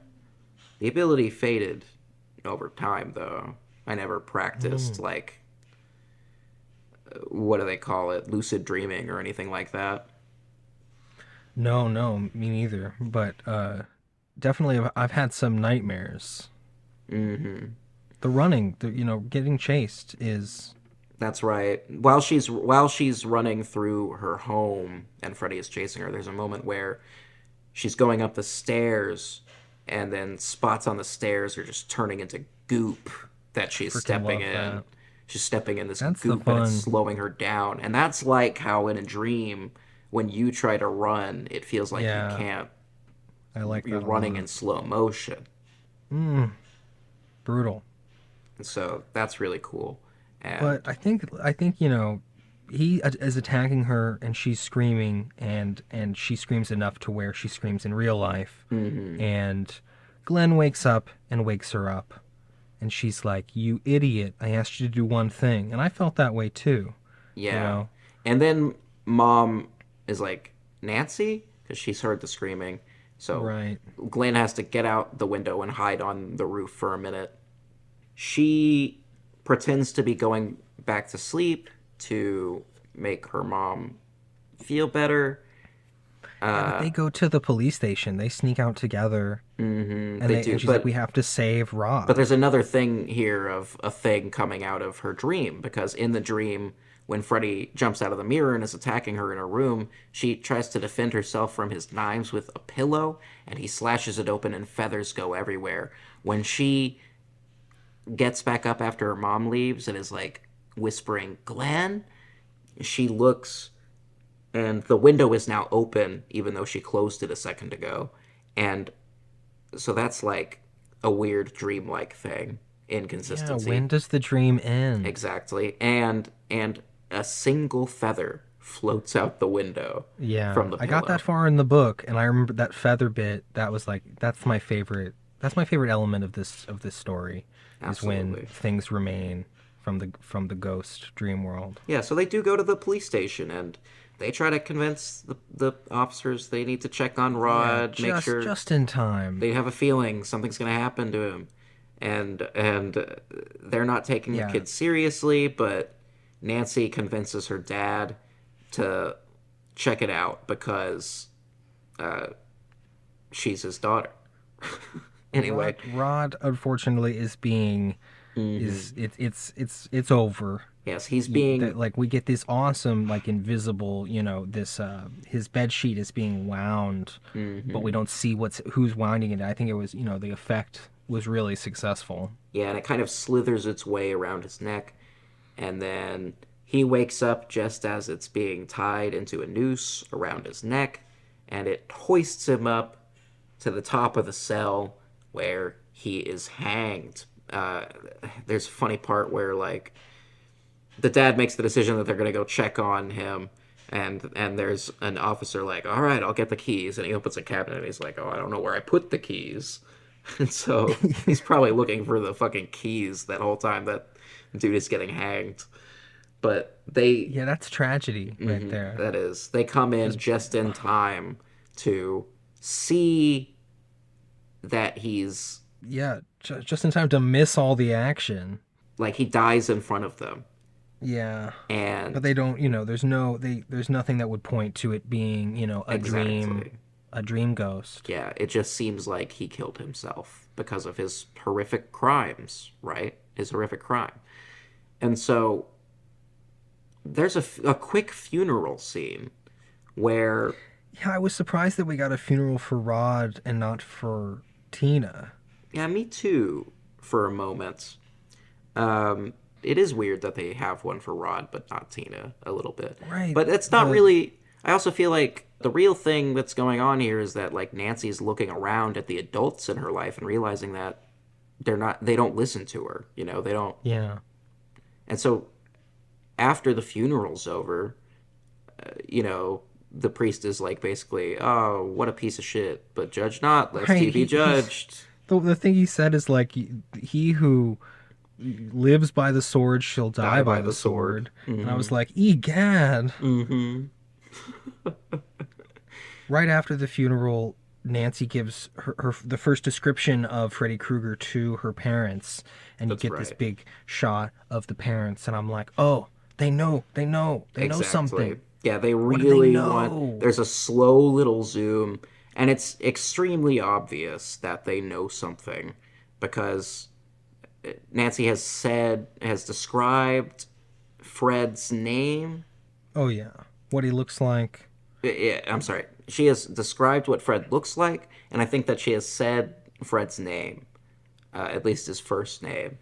But her mom takes her to like a sleep doctor, like That's where they right. set up. You can set up, nodes on her head, and we get some interesting, like, what are dreams? She asked the doctor. Mm-hmm. He said some. He Yeah, said some. Marge asks this, and the doctor is like, I wrote down. He said it. We don't really know. "Yeah, It's kind of body hocus pocus. exactly." Is one And thing I read. I don't know if science has more to say on this in the years since 1984, or if that was Science. really even true at the time. I'm sure science has some idea of what dreams are. Like you said, it's processing the things that we see day to day, and Yeah. but he When he also says to Nancy, Nancy is like, "Can't I don't understand why you can't just give me a pill to make me not dream." And the doctor yeah. says, "Well, you have to dream, Nancy. You don't dream, you go." And he points to I his wrote, head. I wrote that down in my ghost notes for sure. I mean, that's Sleep is we important for people yeah, with and bodies. we don't dream, which is pretty sad. I miss him.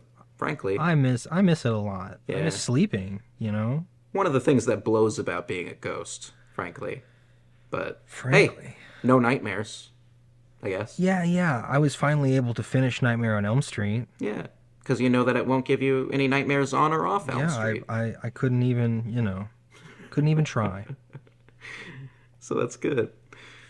But yeah, She has a nightmare that we don't get to see at all in that's the right. doctor's office, but it's huge because she comes out of it with Freddy Krueger's hat, his iconic hat, Yeah, and she has a cut on which her arm too.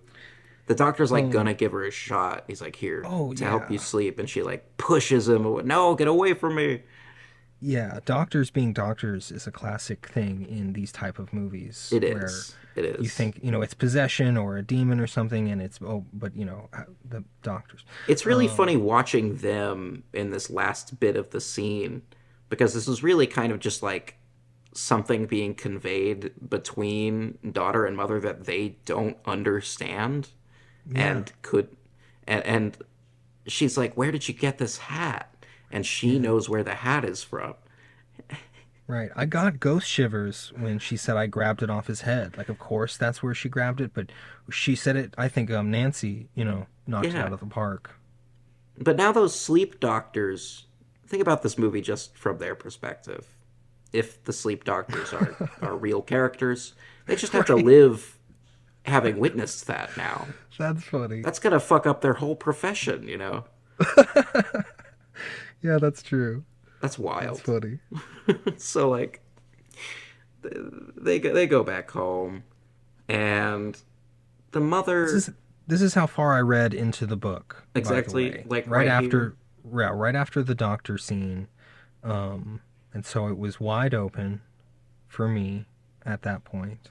Yeah. She's like not sleeping at all. At one point, she says she hasn't slept in 7 days as it's approaching the finale, which, 7 is a biblical number. I'm definitely, I was feeling those kind of vibes. Yeah. And she says the record is 11. I don't know That's if interesting. that's the real record or not. You Yeah, go long enough without sleep, you pass out basically. for But sure. I think you could die if you couldn't sleep. Yeah, yeah. I don't doubt it. Exhaustion, for sure. Hmm. What happens next? She wants to like confront Freddy Krueger. She's basically feels like she has to end it, figure it out, solve the problem because there's nothing else to do. I mean, like your life's Yeah, there's nothing. You she can't move past it. You have to beat it. she has a confrontation with her mother here, Yeah, I think and it's at this point where the mother starts to be depicted as an alcoholic, and suddenly in every scene she has a vodka bottle. suddenly, yes, this is a common, I believe, criticism of A Nightmare on Elm Street is that halfway through the movie, kind of all of a sudden, the mom is an alcoholic now.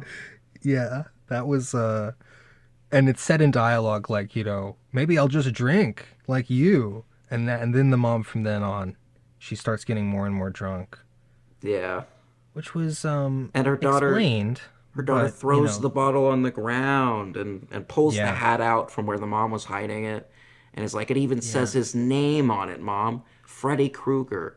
Who is that? Right. She's like, if you know who he is and you're not telling me, you better tell me. And Yeah. then the mom kind of gives her a look like she does know. She's like, "What? You knew about this and you're not telling me?" I Mm-hmm. thought that was all a little cheesy pie, but still I was like on the edge of my seat because I did want to know what the mom had to say. It is good conflict ultimately. Yeah. The mom like takes her down to the basement Later, a little later on. a little later on. Yeah, I think there's a scene that happens in between those because she leaves and comes back and finds the bars on the windows.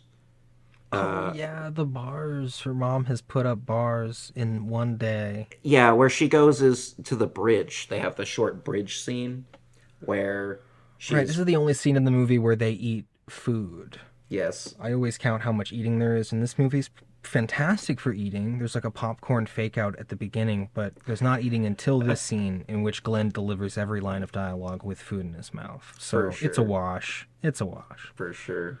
Uh, But they talk about kind of the big final rule that helps maybe beat. I think that's one of the things that I was most interested in finishing this movie finally was how do you beat this Freddy right. Krueger? And How do you do it? he talks about how in what specific culture does he bring up?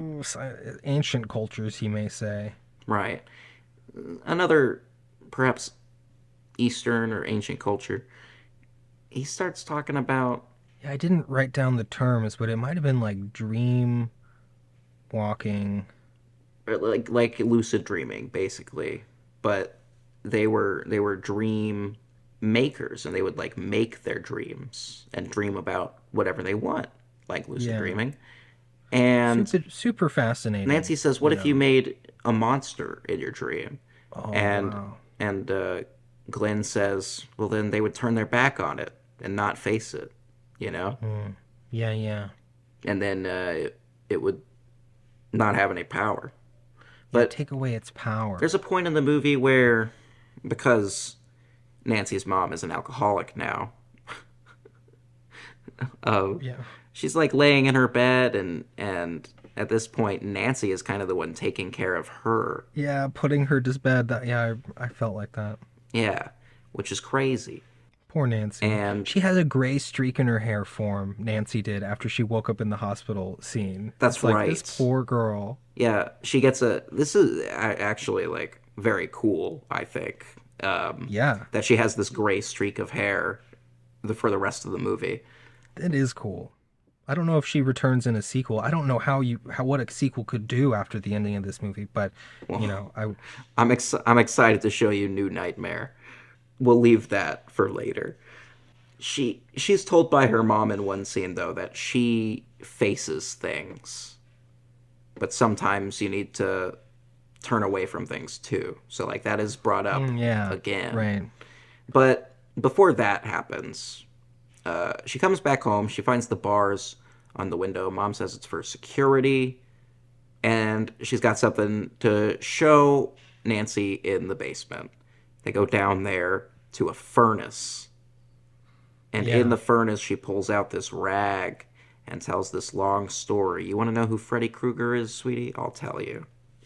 And she says Freddy Krueger was a filthy child murderer who killed a lot of Yeah. kids in this area when either Nancy was Right, cuz she still refers to herself as a parent in this past story. yeah, Nancy was too young probably to know what was going on when this Yeah. happened. And so he got caught, but then she says that a search warrant was signed in the wrong place or something and he went free. That's Yeah. like a slightly conservative idea to put in your movie, but that's all right. Moving on. So she and a bunch of the other parents went to where Freddy used to take his victims, Yeah. a boiler room, and they burned it to the ground with gasoline. Yeah. And what she says to Nancy is, so you see, honey, Yeah. you don't have to be afraid of Freddy, basically. I killed him. But you don't have to be afraid of Freddy because mommy killed him. It's a hard ass Yeah. line. And she opens Yeah, the bag and she says, I even took his glove. And the glove is right there. he's a ghost for sure. If the Mm-hmm. real glove still exists. But yeah, this is a really crazy twist. And Yeah, it implies that all the parents. And it's funny, before this, I thought Freddy seemed like such a nice guy. I didn't see it coming. Yeah, that's the twist. Right. It is not stated, but I think that the movie definitely implies that not only was Freddy a child murderer, but that he was a sexual predator as well. It's Yeah, just this first one doesn't make it totally clear, but yeah, I think I think the vibes are still there. The vibes are definitely there. But this revelation, paints all the parents, like Tina's parents, her mom, they're all who's also divorced, and she's got this boyfriend, and like people, all the parents in this community are having a tough time coping with having done this thing, having That's gotten right. revenge on Freddy Krueger. The whole town is haunted, basically, Yes. It's which is pretty great. yeah, it's a ghost haunting the people that killed him, Yeah, basically, haunting your kids, getting revenge on you by by getting back haunting at your your kids, kids. which is, Terrifying. extra predatory and scary. Yes. And very soon the finale starts to get set up. Nancy It's basically a nightmare. It's just a dream. stop. Nancy basically accepts that she's gonna have to do this shit on her own. Alcoholic mom gets put to bed, yada yada. She talks to Glenn on the phone and is like, I know who killed Rod. I know who killed Tina. And Yeah, I'm gonna get him. But she can't yeah. leave the house. She says, I need to well, she doesn't know that yet. She says to him, I need to meet you at midnight outside. So you've gotta stay up, okay? And Yeah. he's like, all right, sure thing. But he also like at this point in the movie, it's clear that he doesn't really know if his girlfriend is crazy or not. Yeah. He's not taking it seriously. He's not, which does make me wonder if he did have the dream at all. We said that it seemed like maybe he was Yeah, hiding not something earlier, not confirmed. but yeah, not confirmed. Otherwise he might believe it more, but I don't think he ever he's in his own world. He's listening to music. His mom comes in, another Yeah. parent introduced, but she's like, "How can you listen to your records and watch the tube?" He's got this big TV on his lap, a big TV, a small like 10 by 10 TV For sure. with headphones on. It was really a blast from the past that Yeah. even I'm too young of a ghost to have lived through. Earlier in the movie, we didn't talk about, but at the scene with the sleepover, they were playing with this stereo Yeah, yeah, old because ancient of sound thing. effects. Yeah, with a bunch of different sound effects Yeah, I loved that part too. Sound effects. and that he was talking to his mom on the phone in that scene and Right. kind of like acting like something crazy was going on outside, and then the girl started playing with it and it got too crazy. It's a funny little scene. Yeah, that lying to your parents and parents worrying what their kids are doing. Exactly. And the parents, feeling, guilt or like projecting their guilt and their fears on the next generation, all of their kids, Yeah. And because so of what happened in the past with Freddy. Yeah, it's all consistent in with those themes, I think. Very good. yeah, but she starts setting up basically the ending of Home Alone here. I wrote Home Alone, Jonathan. Yeah. At an hour and 12 minutes into the movie, suddenly we're doing Home Alone. She's setting up a tripwire. There's a sledgehammer on the ceiling that's going to swing down. It's pretty cool. I'd never gotten this far in the movie, and I was like, what? I know. What? I know. This is astonishing. She's gonna go in and pull Freddy out. That's her plan. She sets an alarm. And The alarm. Yeah, that seems like the most reliable thing. yeah, Not Glenn. yeah. But there's this whole bit of tension where like she goes to meet Glenn and she has to take all this on herself because she's been locked in and her mom's on the couch and she's like, locked, locked, locked. It's locked. She's got the bottle in her hand Yeah. again. And I felt bad for the mom actress. It was a tough role. it was a tough role, but there are, alcoholic parents like this. I just think that it is a little bit out of nowhere when it's introduced halfway Yeah. through the movie. It's a sensitive subject, really. For sure. But wrapping this up, she's locked in. She like gets upset and starts throwing like crashing out, literally like breaking shit. She's got bars on all the windows. The door's locked. and she knows that Glenn is fallen asleep because she called the house, and Glenn's dad, we get introduced to, standing outside kind of watching the house with all the bars on the windows. Mom comes up to him after talking to Glenn, her kid, and she's like, "What's up?" And he's like, "You know what I think? I think that girl in there's a psycho, some kind of lunatic." and Yeah, yeah. and she's like, "Oh, she's just having a hard time right now." Glenn's mom. And he's like, "I don't care what you say. I don't want that kid hanging out with my kid." He's kind of, I might be putting that accent on him a little bit, but He like, definitely looked like he had that accent. right. But, and few lines, very few lines. But that is to show why he goes in and gets upset when she calls the house so late. This is back when people had house phones. Everyone they have phones in their room. Yeah, he's so mad he leaves it off the hook Yeah. so no one can call. That's What a, right. what, He's like, what a concept. you've got to be firm. He says, Glenn's asleep. You'll just have to call him tomorrow. And he hangs up. Yeah, And he that turns was to his great. wife and he says, "You have to be firm with these kids. Come on." And he's like, "Matter of fact," and he takes it off the hook, so she can't Yeah. call. Which was And scary. That was a moment of she's freaking out. she knows that Freddy's probably going to come for Glenn because, It's all happening, I think. I think it's all like, yeah, in Glenn's Glenn is parents asleep. might have been involved in Freddy Krueger's killing.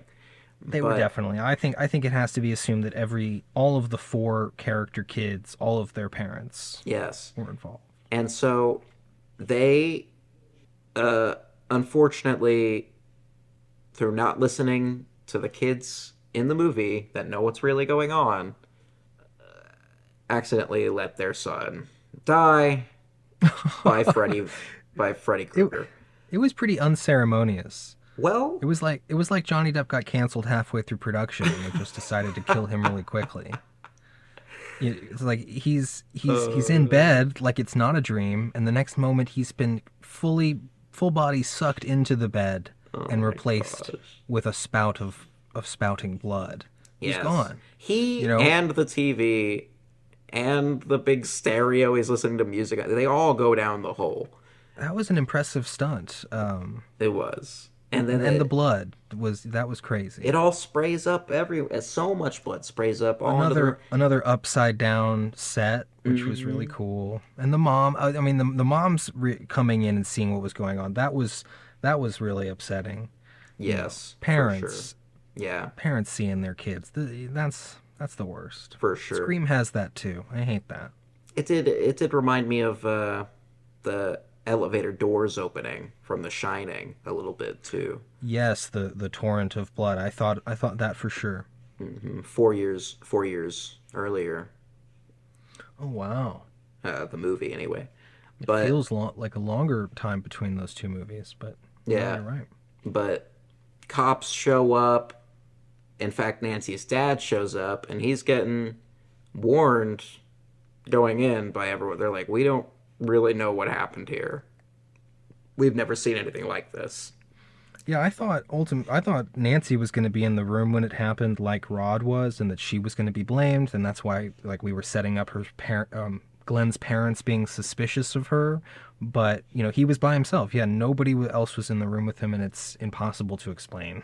Yeah, and so much blood and all over the ceiling and stuff, and it's leaking through the upper floor That was down really to the first floor through that ceiling.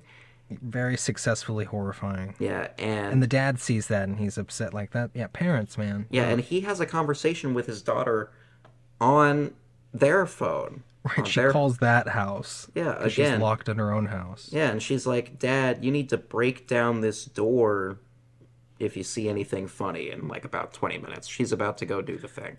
Yeah, she's trying to set up her being saved, but he's like, "All right, honey, sure." Just He get doesn't some. believe her. Just promise me you'll get some sleep, because everyone just wants her to get some sleep because they think Yeah. that she's going cuckoo That's so bananas.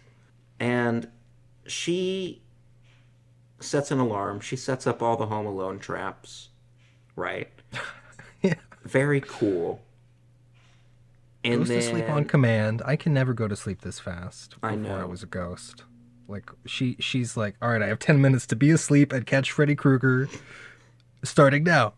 exactly, and it's like setting the watch to it and everything. That's amazing. And Yeah, the so watch carries over into the dream. yeah, And which is like, I think we're doing it. We're beating the system now. Now we're figuring it out. yeah, Set an alarm and have a watch alarm.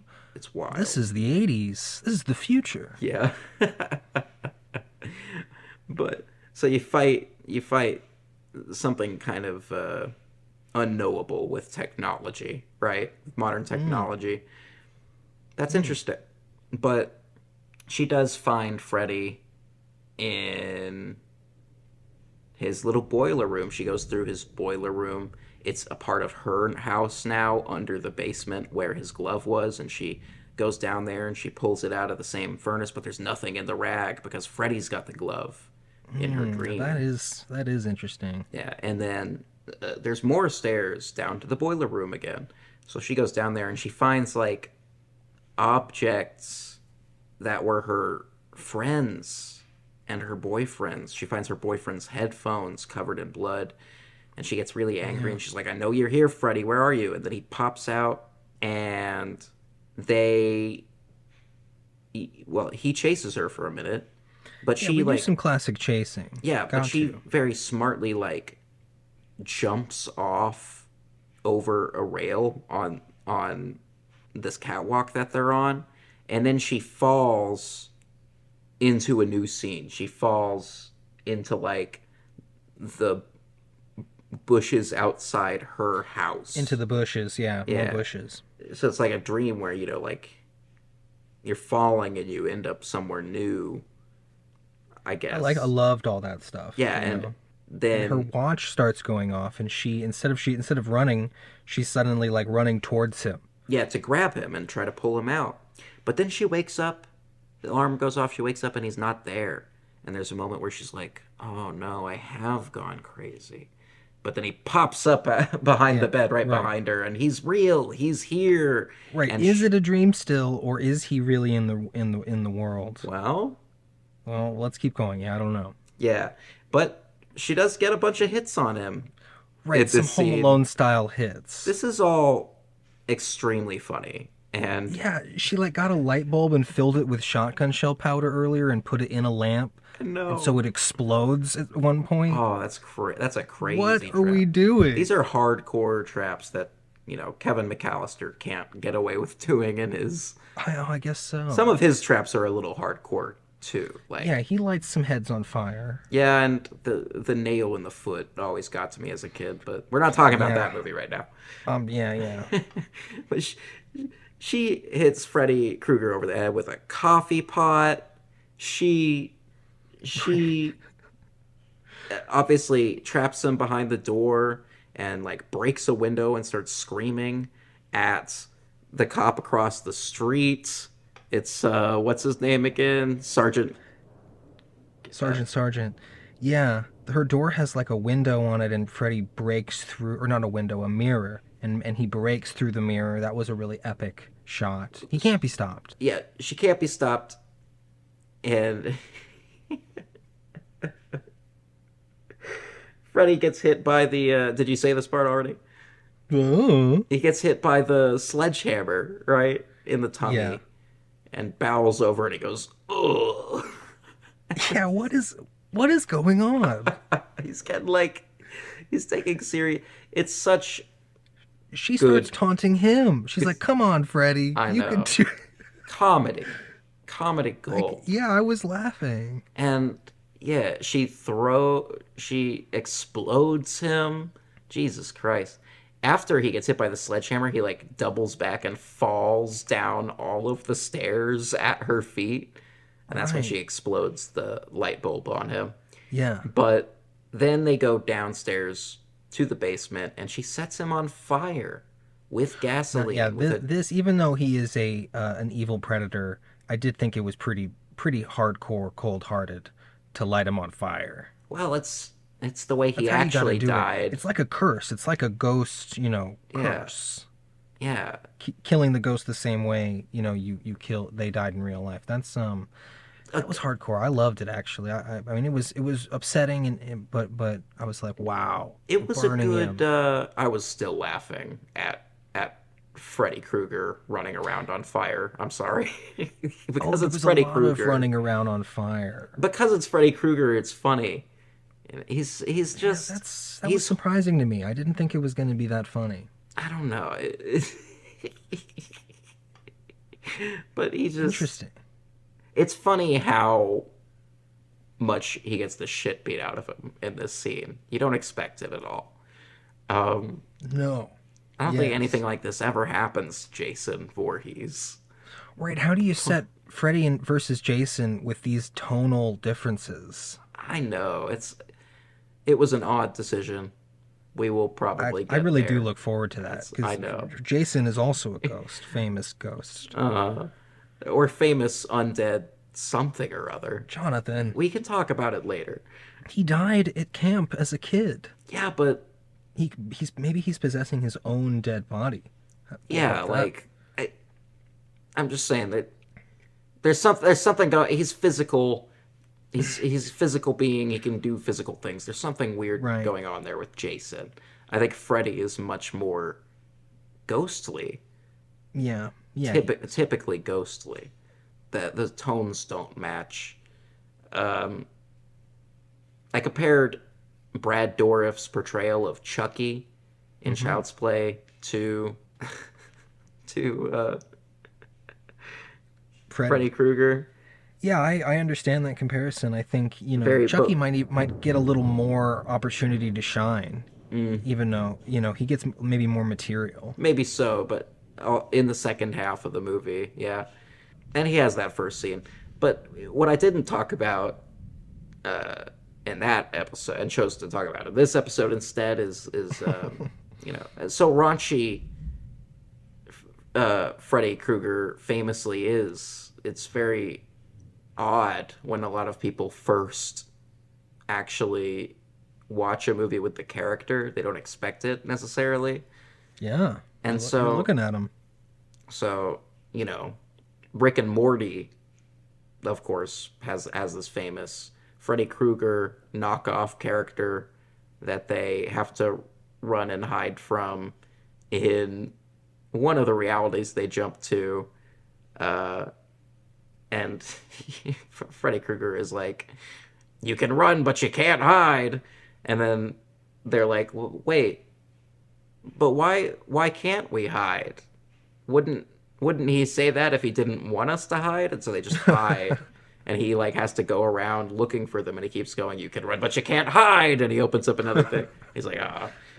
And also the other thing from that episode is that Morty goes, "Man, he sure says bitch a lot." Wow. Sorry, that's my Justin Roiland, who's also a sexual predator. Now the whole bit can stay in. That's right. Fuck that guy. I Anyway, approve. Nightmare. what a nightmare. It's a nightmare. Just a dream.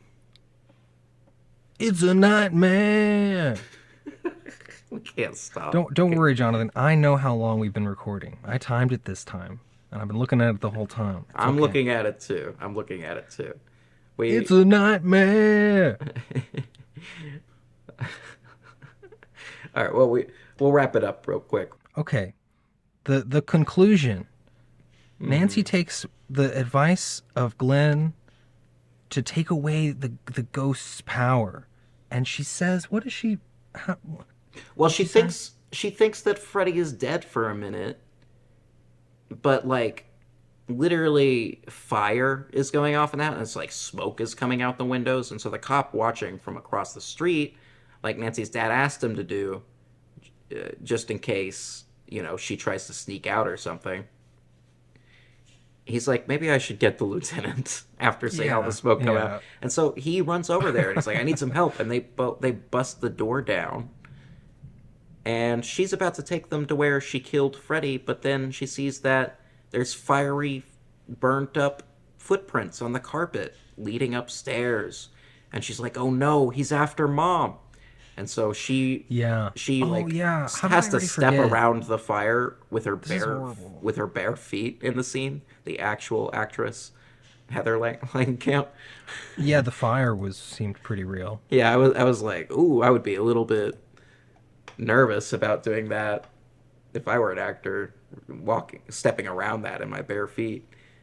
But Yeah, she they don't get there in time. goes up the stairs and they get there, and Freddy is like on top of her, still on fire, by the way. And Yeah. what the dad does, John Saxon, he throws a blanket over Freddy and her, and then whips it off. The fire's out, and they Freddy's look, gone. and Freddy's gone, and it's just Marge's burnt up body, Yeah. and it's getting like ghostily taken into the bed, which is now opened up, and a bunch of mist is coming out of it. Yep. And it's Yep. like Ghostly mist. Freddy got what he wanted, which Revenge. is to get revenge on her. Yeah, what's the moral of this story? I was a little like, what? The mom dies? I know. I mean, it's kind of like, I did think about this too because of the whole funeral scene and the line "Judge not, lest he be judged." Um, Yeah. I don't know if I really agree with the vibe of those choices. I don't think so. You know, fucking burn down Freddy's boiler room. I think so. Yeah, and if even as a ghost, you know, we're ghosts, but we don't identify with Freddy. Fuck no. Hit him over the head with a coffee pot for all I care. You Give him the know, set him coffee on pot. fire. I'll laugh. I mean that's as Shakespearean as you can get to set him on fire. I think For that's why sure. it's But he does like it's really raining right now. By the way, He does- I love rain. yeah, Just I know. just to say, He does take the mom's soul, basically, and yeah, this was the most ghosty bit when the bed turns into mist and it's like a ghost realm. It was very Ghostbusters. just kind of her body kind of floats into it. It was very Ghostbusters, and Nancy is like, "You believe me now?" Her dad hugs her, and then he goes downstairs to deal with the fire, and the door shuts behind Nancy. It's not Yeah. over. Ghosts shut doors. She turns toward the door and turns her back away from the bed where Freddy is rising up from under the sheets, Oh, blood all over his face, and he stabs through the blanket, through the sheets, revealing he's even more burned up now, and his voice is even more hoarse, and he's like, "Now you're mine." You know, you didn't think it would be that easy, did you? Basically. yeah. But she's like doing what Glenn suggested, which is to turn her back on him Yeah. and not give him any power anymore. She says, "I don't give you any power anymore.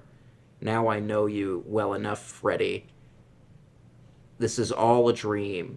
This has all been a dream," she says. And that honestly makes That's- sense to me. That That's pretty fucked up. literally all of it, you know, we were doing dreams within dreams a long time before Inception. Little Yeah. movie from 1984 called A Nightmare on Elm Street. It's all been a dream. It's all been a dream. But I feel like they've kind of all been in it, you know? Well, yeah, that's what you're supposed. That's the feeling that line makes you think. And then Freddy, you know, he does the 1984 CGI dissipating Yeah. into animated sparkles. She actually does face him and she says, "You're nothing. You're shit." And I love that. Yes, and then, that is great. And then she says, "I want my mom and my friends back." And Freddy's like, "What?" Yeah, like that's an option. He's like, "What? You said the magic words. I know. You're not supposed to ask that." I know. And so he, like, 1984 phases out of existence. in a really funny, only digital effect in the movie. And she walks outside the door to her mom's bedroom, and then she's outside the house suddenly. And she walks outside, and there's a big fog outside. It's really bright. And her mom's right behind her. And she's about to go to school. And then her friends pull up. Rod is there. Tina is there. Glenn is there. In this nice convertible car. She runs off. And Mom is like, hon, I think I'm going to quit drinking. I just don't feel like it anymore. It's like the nightmare is over. The nightmare's over. Yeah. I'm going to go get in the car with my friends. But then the convertible's top comes up, and it has a hideous red and green pattern stripes. And we're like, oh no. And the eerie music starts again. Thank you. And sorry. And then she's like tapping on the window because the windows roll up, and Glenn's like, I'm not doing this because he's behind the wheel, and all of them are screaming, and Nancy's banging on the glass like, Mom, Mom, but Mom's still like waving, kind of oblivious. And then the car drives off, and the kids start singing. We see the kids again playing jump rope, singing 1, 2, Freddy Coming for You. I think they call it a jump rope song in the film. Yeah. I think those are ghost kids. Yeah. Ghost kids. Gotta be ghost kids. And then Maybe. the mom. Yeah, she seems like she feels like something is off as the car is leaving. She gets like grabbed and then immediately turns into a fake puppet body double and pulled through the window of the door, And that's the end of the movie. And then it cuts to black. And it's a nightmare. It's just first, a dream. The regular Freddy theme plays a little bit normal. Pew, pew, pew. But yeah, then the credits real song comes in. Man, what? What is going on? Nightmare, performed by 213, whoever that is. This is my new favorite song. Written and produced by Martin Kent, Steve Karster, and Michael Schurry. I don't know who these people are. But just saying knocked it out of the park. They made the song Nightmare. It's just a dream. It's just a dream. Absolutely wild. Well, yeah, I guess is that the answer to the question? Like, what the heck is going on in the finale of this movie? Did anything satisfyingly conclusive happen? Well, I think that, this is just one of those times where we have to accept our characters coming to a bad end. They don't escape. They chose It seemed like the afterlife at the end of it. They're like, oh, what's up with this fog, says Glenn from the convertible. It is it seemed like nobody made it out. Like, Nancy died in the final moments. Yeah, but I don't know how the sequels would paint that. I don't know. Well, you'll see. But it's like, it's a scary final scare ending. A famous final scare. The hand through the window is definitely a jump scare. Yeah. And the mom getting pulled through. And it's classic, but it is maybe a little unsatisfying in some regards. I think that horror movies can fall into this trap of ending on a real down note sometimes. But it does make me wonder, like, how do you beat Freddy then? Because clearly, I still want to know. I could watch 3 or 4 or 5 more movies and maybe not know. And how much was he just playing with Nancy the whole time? Just baiting her into doing what he wanted her to do. Yeah, I mean to have a Shakespeare, dropped in the English class. I think a tragedy is probably what we were building to, and it's none of it worked out. For sure. Which is good. I think for an ending, it's just because I'm not 100% sure. I think that's the only unsatisfying thing, is that all that work she did to beat him and catch him, I'm not sure what worked and what didn't. Well, she definitely made him go ow a few times. Yeah, So, that's true. I mean, did this ghost pass into the real world? Like, the hat is real. Like, what? hey, well, she did stand up to him. Like her mom said, she faces things. She literally faces Yeah, him yeah, and says, "You're nothing. You're shit." But then he just overrides that. So it's yeah. I don't weird. know. A Nightmare on Elm Street, weird thematically, but very Well, scary. having revisited it, do you like it as much as you did, 3 hours ago? Still, yes, I've never loved A Nightmare on Elm Street. I really Hmm. like A Nightmare on Elm Street, and I appreciate how dreamlike it is the whole time. Yeah, Uh, Produced for a low budget, like you said, yeah, and very successful at what it does with that. I think that it's an experience, and I don't spend too much time wondering about what is and isn't real. I think, like she says, it's all been a dream. Um, yeah. I guess so. and the movie plays with your expectations in that way. One minute it's a broken mirror, and the next minute it's fixed again. You know, Right, the whole thing was a dream. the whole thing was a dream, but I think that they Gosh, are actually in real danger. danger. Maybe to repeat the cycle in some Mm. way. I don't know. It's all Well, for, very for for all my complaining about the sound and how I wouldn't recommend it to myself or sound sensitive people, it did still have super iconic energy, and I would recommend it to horror fans. yeah. You know, And good. dreams are one of the scariest things that we are exposed to as humans. And at the end of the day, I think that that's really what it's trying, is just to be really as scary as possible about the concept of nightmares and Yeah, dreams and a person who can kill you in your dreams and control your dreams. Um, and a little bit of thematic messiness, perhaps. Some, I, I don't know, worrying questions that maybe we have about. I don't know if there is uh, a real lesson to take here, right? yeah, yeah. Morality stinks. And then Johnny Depp fucking followed those words for the rest of his life. He was like, Yeah, yeah. He became an alcoholic, yeah, like the mom in this movie. like my mom. All right, ask me about the dates. Do you have Yeah. any closing thoughts? Do I have closing thoughts? I don't have closing thoughts really. I just think it's a very very well made horror film, and I like a lot of the acting in it and kind of the mental breakdown that is occurring with some of the characters.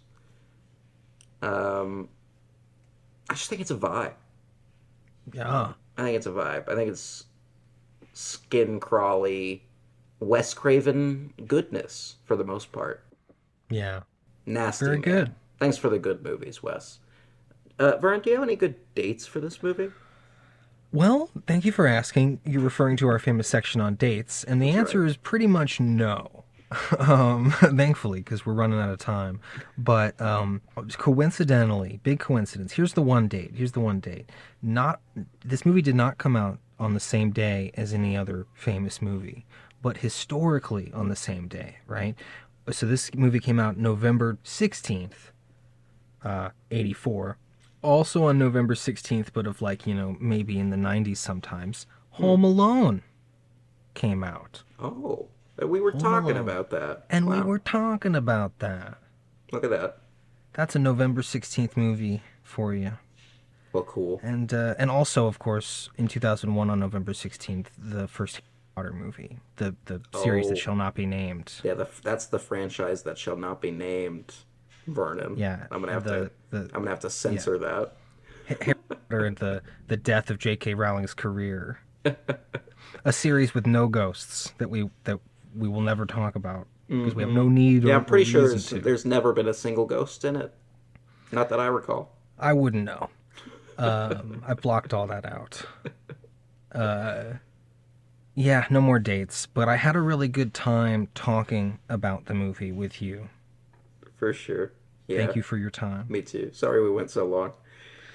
I'm glad that you enjoyed what was there to be enjoyed by you, For sure. despite the Thank sound. very yeah, yeah.